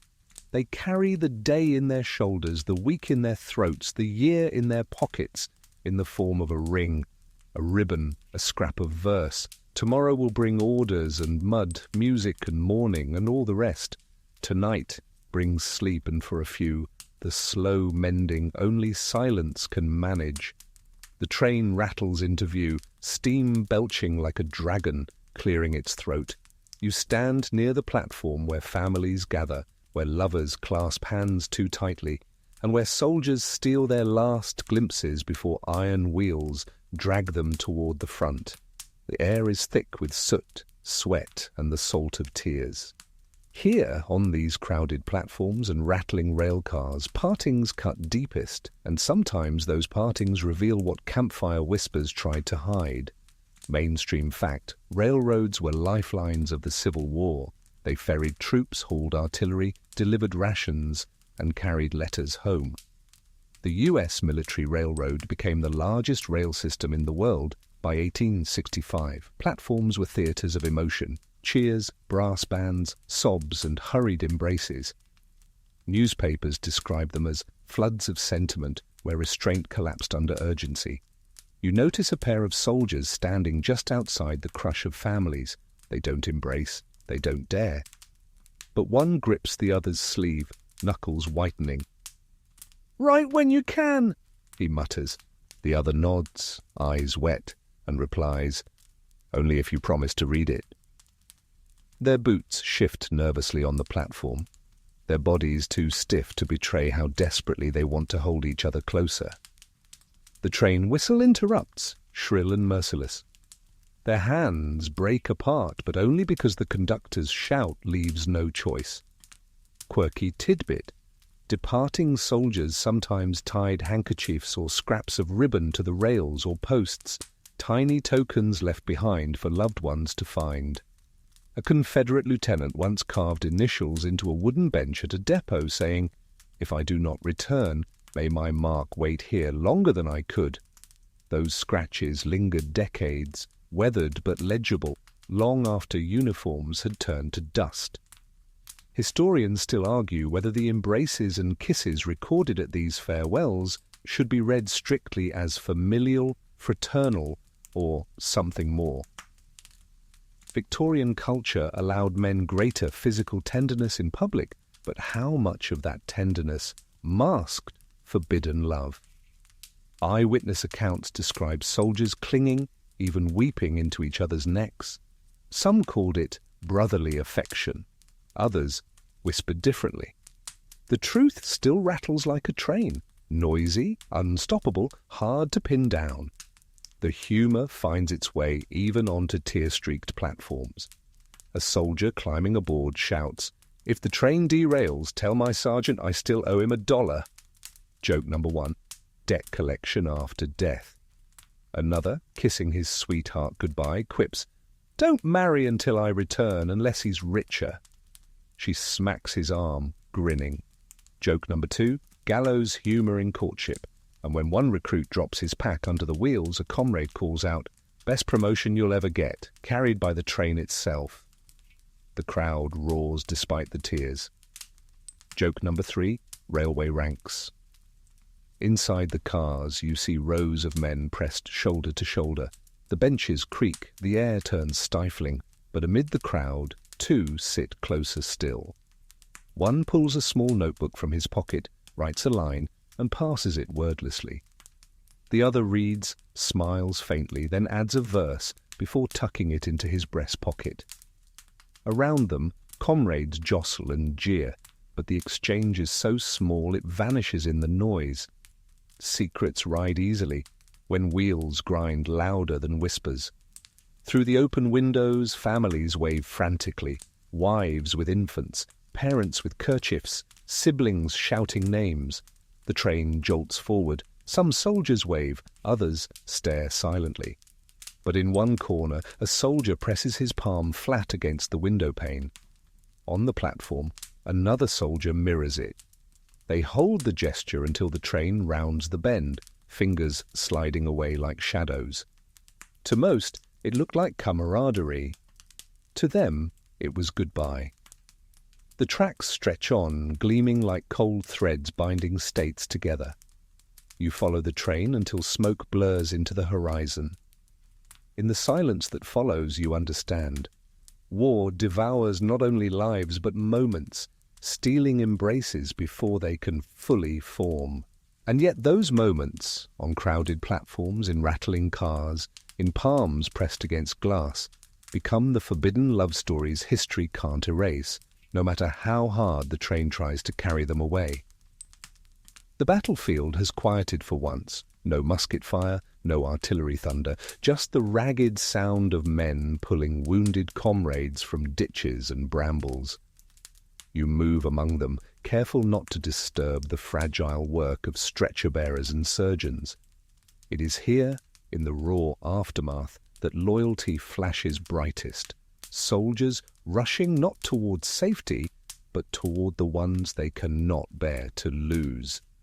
Mainstream fact, acts of gallantry filled Civil War records. Soldiers earned commendations for dragging wounded comrades to safety, shielding officers under fire, or carrying flags forward when others fell. Medals and promotions often followed, but the motivations behind such bravery were not always duty alone. Some accounts describe men rescuing specific companions at great risk, men who could not leave him behind, though logic demanded retreat. You watch one such rescue now. A soldier drops his musket and dashes across open ground, bullets whistling around him. He reaches a fallen comrade, pulls him onto his shoulder, and staggers back toward the lines. Officers shout for discipline, but the crowd of soldiers erupts in cheers anyway. The rescuer collapses beside his friend, chest heaving, mud streaking both their faces. He whispers, "Don't you dare leave me!" And the comrade, bloodied but grinning weakly, rasps, "Not if you keep carrying me everywhere." Their laughter breaks through the smoke, absurd and beautiful. Quirky tidbit, comrades sometimes made literal pacts of rescue. Diaries mention soldiers swearing, "If you fall, I'll fetch you, dead or alive." These vows weren't always dramatic. They might be sealed with nothing more than a handshake or a shared drink. But on the battlefield, they meant everything. Some even tied ribbons around wrists as reminders, tokens of a promise that stretched from campfire to cannon smoke. Historians still argue whether such vows were purely pragmatic, "I'll save you, you save me," or whether they revealed deeper devotion. Scholars pass the phrasing, was "I could not abandon him," just camaraderie? Or was it love breaking through the rigid language of military reports? Standing here, you hear the rawness in their voices and know it was both. Even gallantry carries humour because soldiers can't help themselves. One rescuer groans after dragging his comrade back.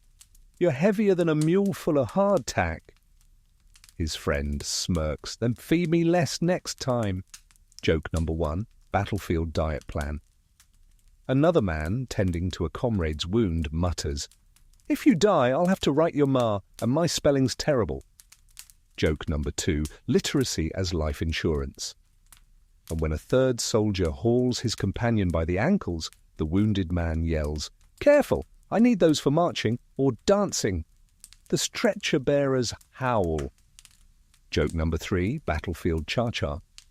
But beneath the laughter is an intensity impossible to miss.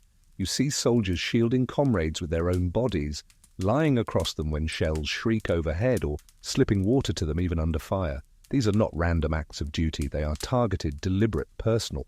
When one soldier clings to another's hand during surgery, refusing to let go until unconsciousness claims him, you recognize the vow behind the gallantry. I am yours to the end, even if the end comes now. Later, at the field hospital, the rescuer sits beside the wounded man, refusing to sleep. He polishes his friend's boots while waiting for the surgeon, as if dignity might hold the body together. He murmurs jokes, prayers, nonsense, anything to keep the comrade tethered. And when the surgeon finally says he'll live, The rescuer bows his head in relief so fierce it looks like prayer. You remember the coded diaries, section 13, the keepsakes traded in silence, section 21, the rumours that nearly unravelled bonds, section 24. On the battlefield, none of that matters. Affection no longer hides in margins or shadows. It storms into the open, daring musket fire to deny it. And though the reports may reduce it to commendable bravery, you, watching closely, know what the reports cannot say. Some rescues are fueled not just by duty but by love, fierce enough to defy bullets.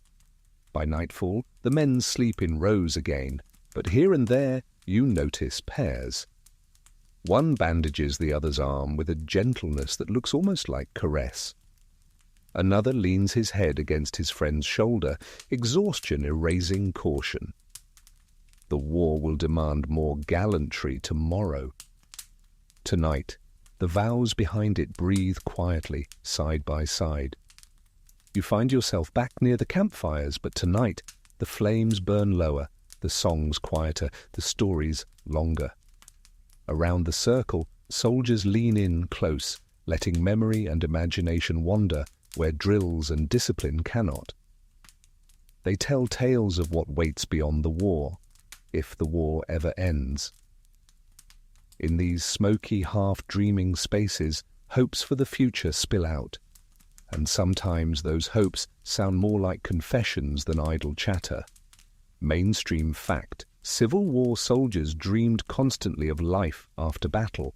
Diaries and letters overflow with plans, farms to till, businesses to open, schools to build, weddings to hold. Veterans later wrote of how these hopes sustained them through misery. But many also admitted that peace felt impossible to picture without the comrades who had marched beside them. You listen as one soldier pokes at the fire and murmurs, "When it's done, I'll build a cabin by the river. Just a quiet place, no drills, no shouts." Another grins and says, "Then I'll come haunt your porch with bad fiddle playing." They laugh, but their laughter leans toward longing. Neither says outright what they mean, that they cannot imagine that cabin without each other. Quirky tidbit, some soldiers formed soldier clubs or mess associations after the war, swearing they would reunite annually. A few kept the promise, meeting decades later at reunions where white beards replaced boyish faces. Others made informal pacts. "If you survive, come find me." Some veterans really did travel miles just to knock on a comrade's door, carrying a token or letter to prove their bond outlived the war. Historians still argue whether those post-war reunions concealed romances born in the camps. Was the nostalgia purely about brotherhood, or did it harbour something deeper that could not be said openly in civilian life? The records stay vague, but here, by the fire, you hear the unsaid buzzing between words like bees in the kindling. The jokes keep spirits buoyant. One soldier declares, "When the war ends, I'll grow corn higher than the captain's hat." His friend shoots back, "Aim lower, hat's already empty." Joke number one, agricultural shade. Another groans, "When I'm home, I'll never march again." A comrade replies, "Not even to the outhouse." Joke number two, latrine logistics. And when someone vows to marry the prettiest girl in town, a voice from the shadows shouts, "She's already promised to me."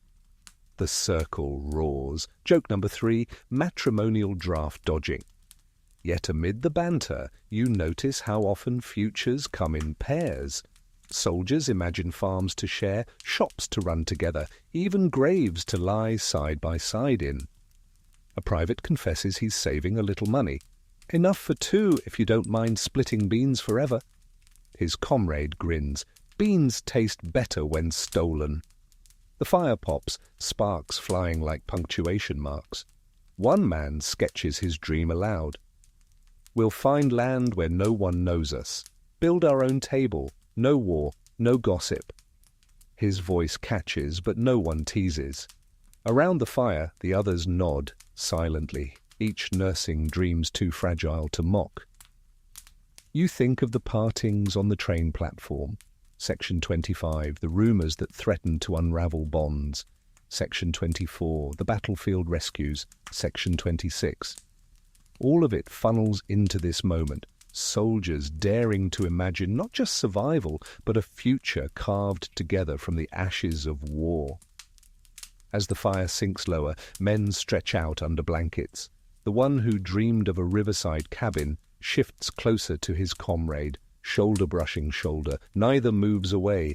They stare into the embers until sleep blurs their eyes. Tomorrow the war will roar again. Tonight they hold on to a future whispered into smoke, fragile as ash, bright as sparks. The war recedes like tidewater, leaving behind a shore strewn with souvenirs, scars, and stories.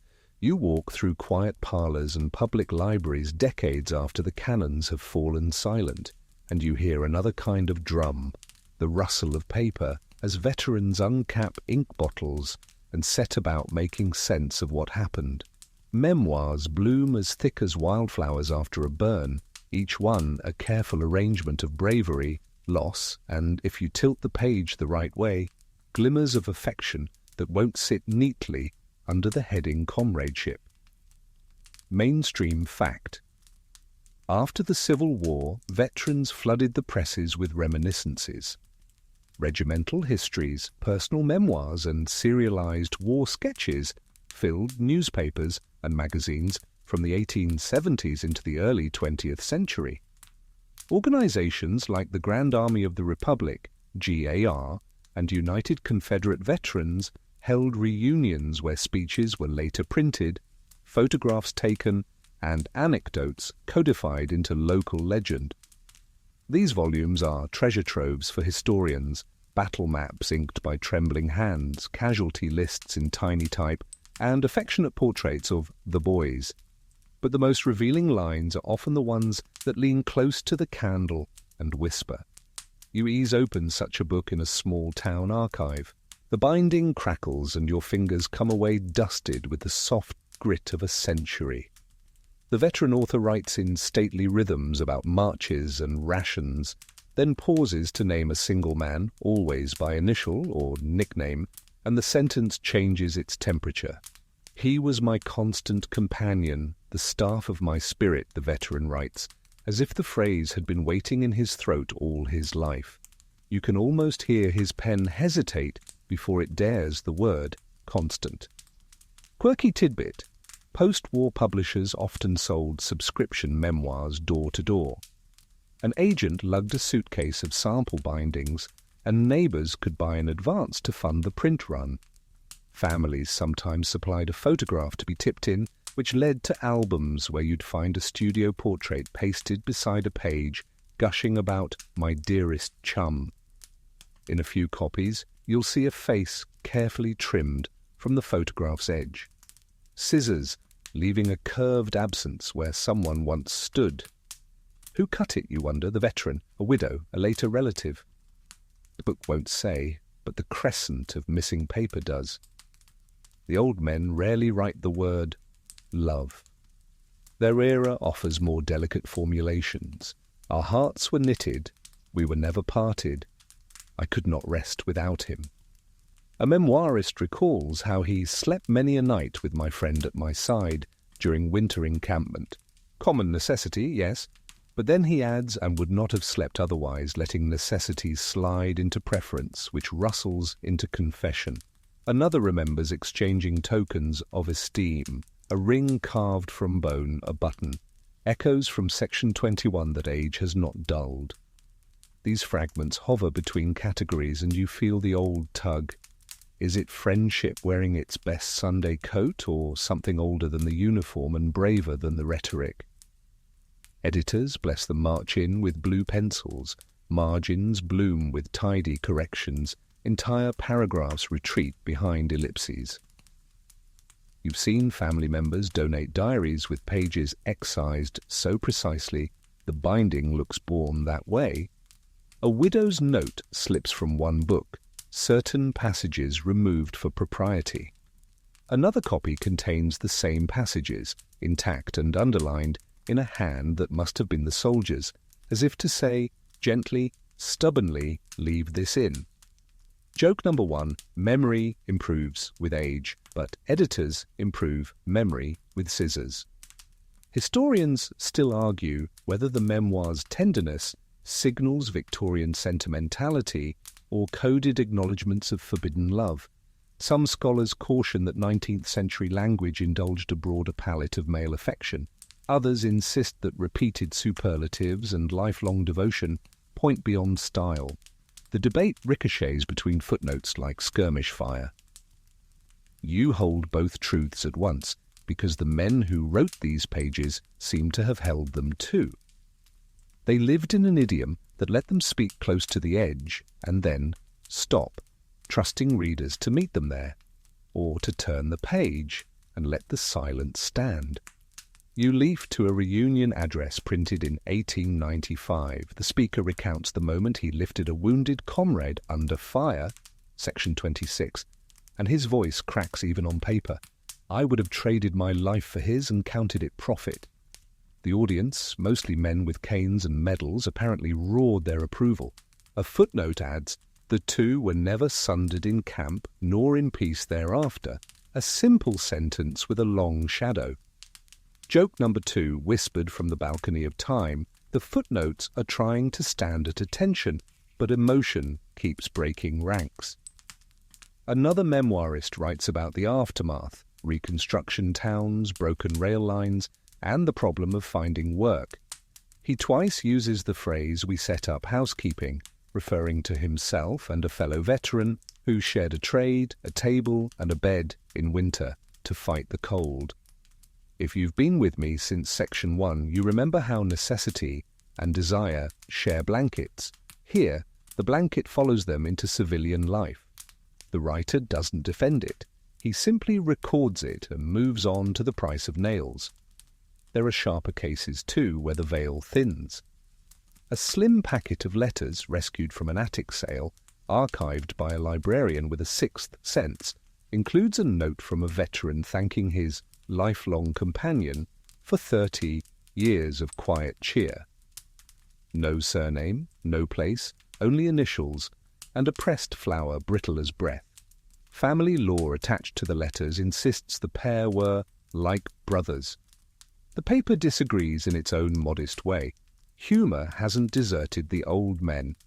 One veteran grumbles in a preface, "If my memory fails, believe the better story."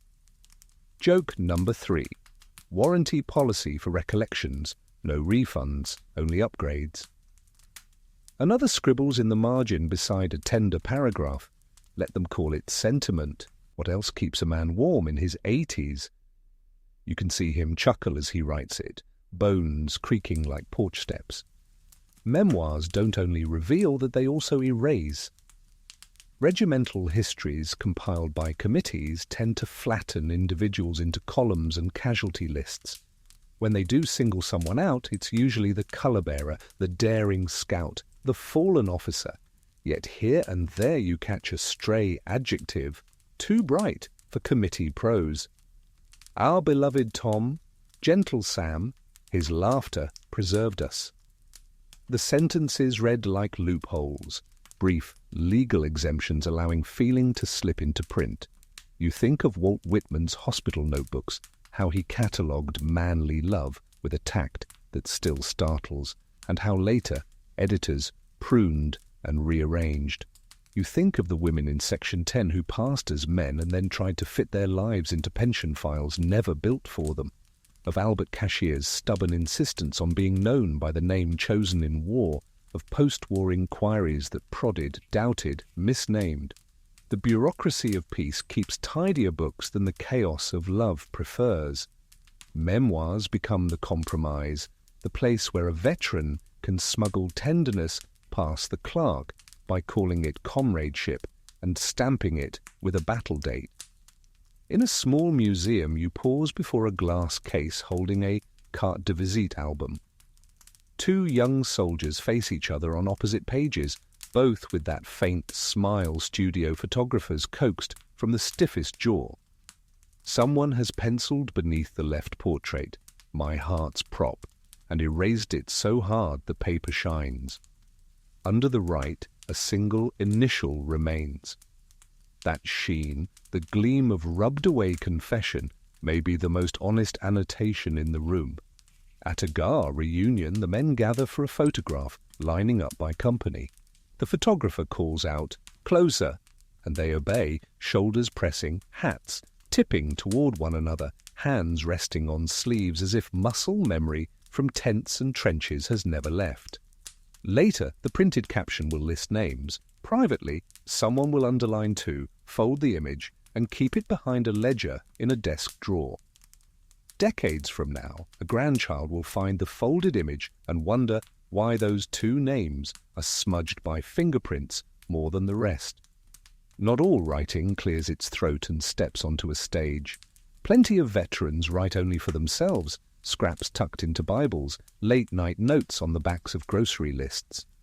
One such scrap reads, "He sang me to sleep the night before the wilderness. I still hear him. No date, no signature, just a hush inked into paper and saved somehow past the great house cleanings of life. Whoever kept it, wife, nephew, neighbor, decided it wasn't trash." That decision is a quiet act of solidarity across time. Historians still argue whether modern readers read too much into these traces or too little. The safest answer, both, doesn't satisfy anyone and probably shouldn't. What matters is that the texts, even pared and polished, refuse to shut the door. They leave it ajar, a crack of light falling across the parlour's rug, illuminating the place where two chairs once sat a little too close. You, patient reader, step into that light and recognize a silhouette you've been following since section 1, the shape of love ducking under the lintel, and choosing, again, to stay. When you close the memoir, the room feels fuller. The veterans' voices don't fade, they settle, like music after a last chord, humming in the wood. You can almost hear them chuckle about editors, complain about their knees, and then grow quiet when the name arrives that always arrives, spoken with that respectful ache. The book returns to its shelf. The story does not. It keeps walking beside you, steady as an old friend on an evening street, saying little because little needs saying. The records may call it comradeship. The heart, less fussy with labels, knows better. You stand now at the threshold of reunion halls, decades after muskets fell silent. The war has long ended, but the veterans carry it in their shoulders, in the slow shuffle of boots that once marched in unison. Banners hang faded, brass bands wheeze patriotic airs, and rows of medals gleam against old uniforms that strain over bellies grown soft with age. Yet among the flags and speeches, another current hums. Men seeking each other out with eyes sharper than their hearing, scanning the crowd not for officers or dignitaries, but for one face they haven't seen in 40 years. Mainstream fact, the Grand Army of the Republic in the North and the United Confederate Veterans in the South organized annual reunions well into the early 20th century. These gatherings drew thousands. They featured parades, campfire suppers, mock battles, and photo sessions. Newspapers reported on speeches dripping with nostalgia and patriotism. But behind the spectacle, quieter reunions happened, personal ones tucked into corners where memory outweighed ceremony. You watch as two men meet at the edge of a crowded hall. One leans heavily on a cane, the other squints through spectacles, but their hands reach out before words do. "You haven't changed," one says, voice cracking. "You liar," the other answers, grinning. Their laughter is rough, but the embrace is smoother than any practiced salute. For a moment they're boys again in muddy uniforms, promises still fresh, songs still humming by firelight. Quirky tidbit, veterans often swapped souvenirs at reunions. Some carried battered canteens or rusted bayonets to display. Others brought photographs. A few even carried pressed flowers or tokens tucked away since the war. One newspaper clipping describes two veterans trading buttons they had once exchanged on campaign, each insisting the other keep the original. "It has guarded me long enough," one wrote in shaky script on the envelope.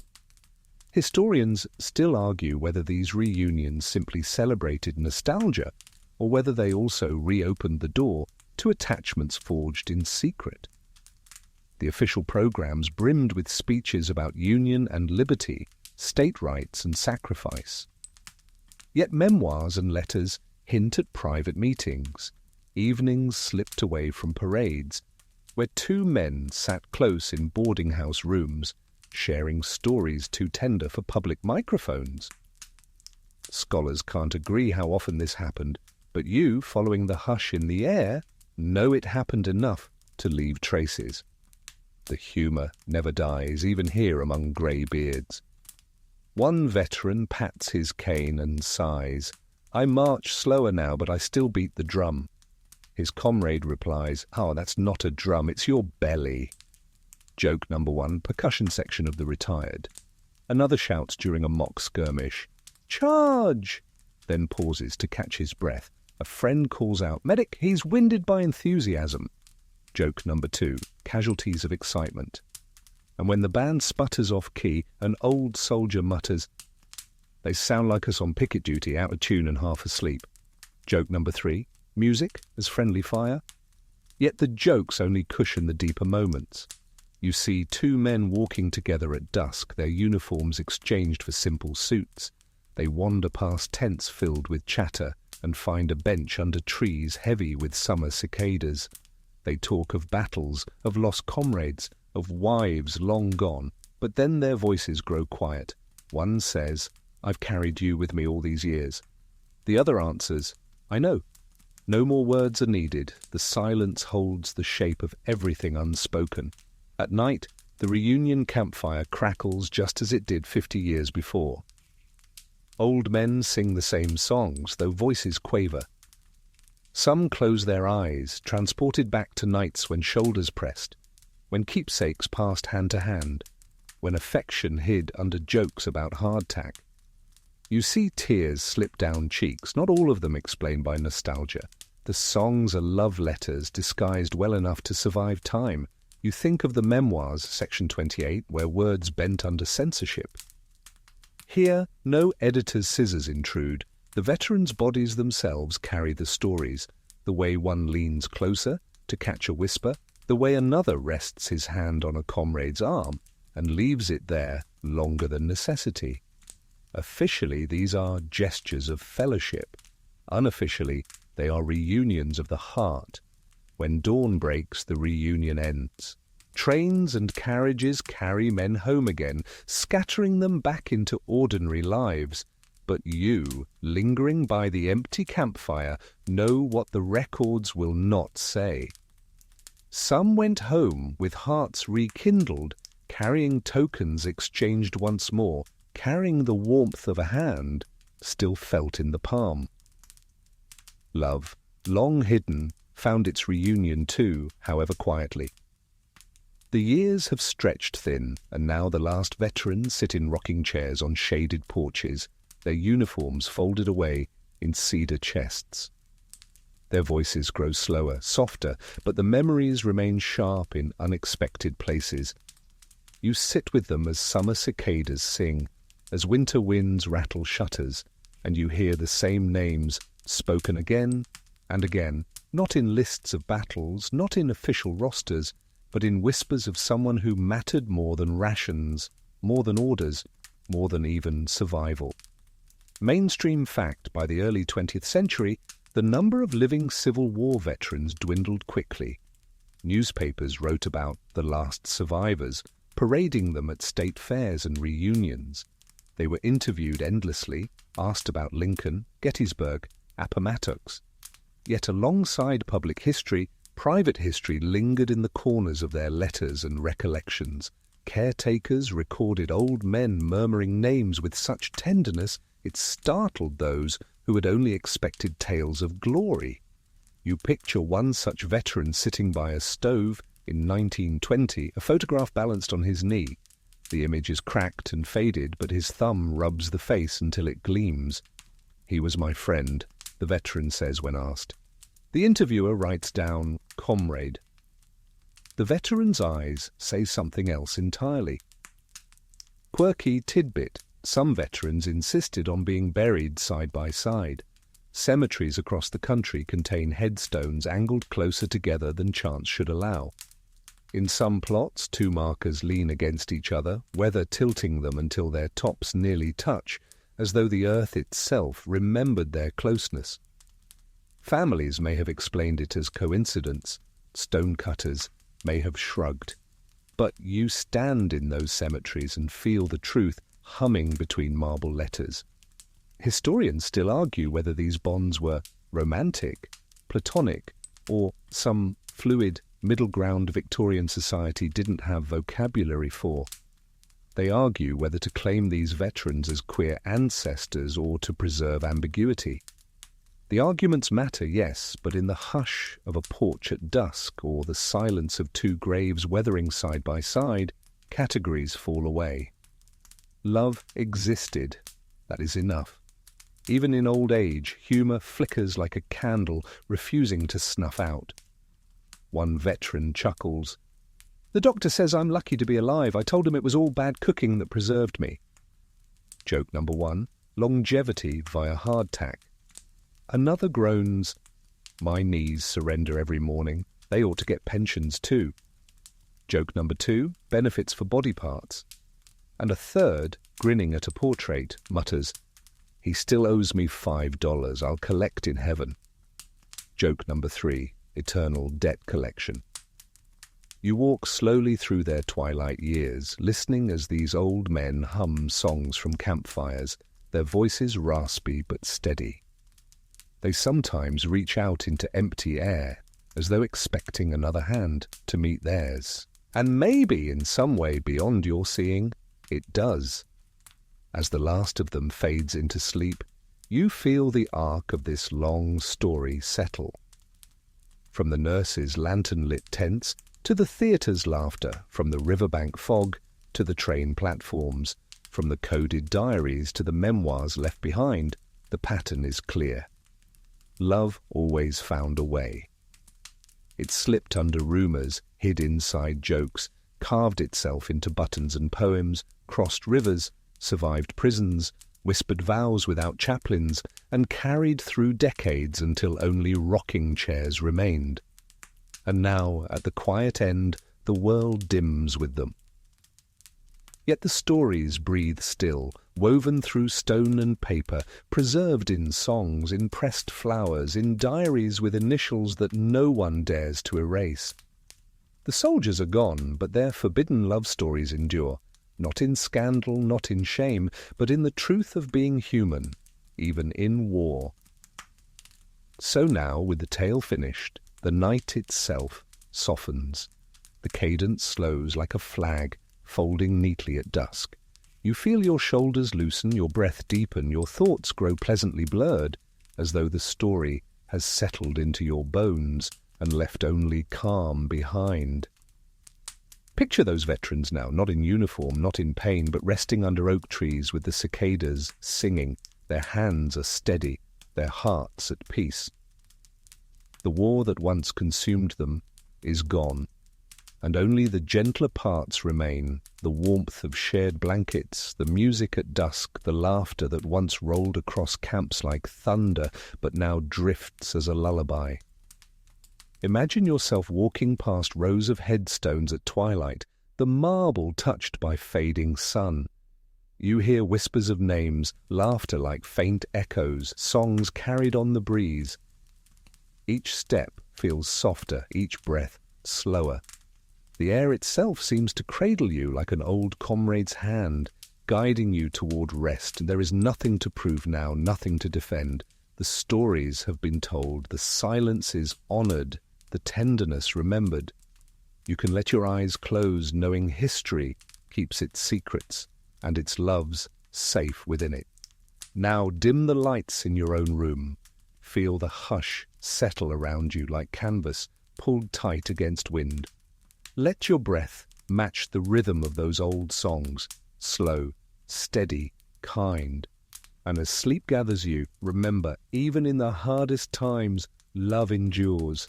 It always endures. Good night.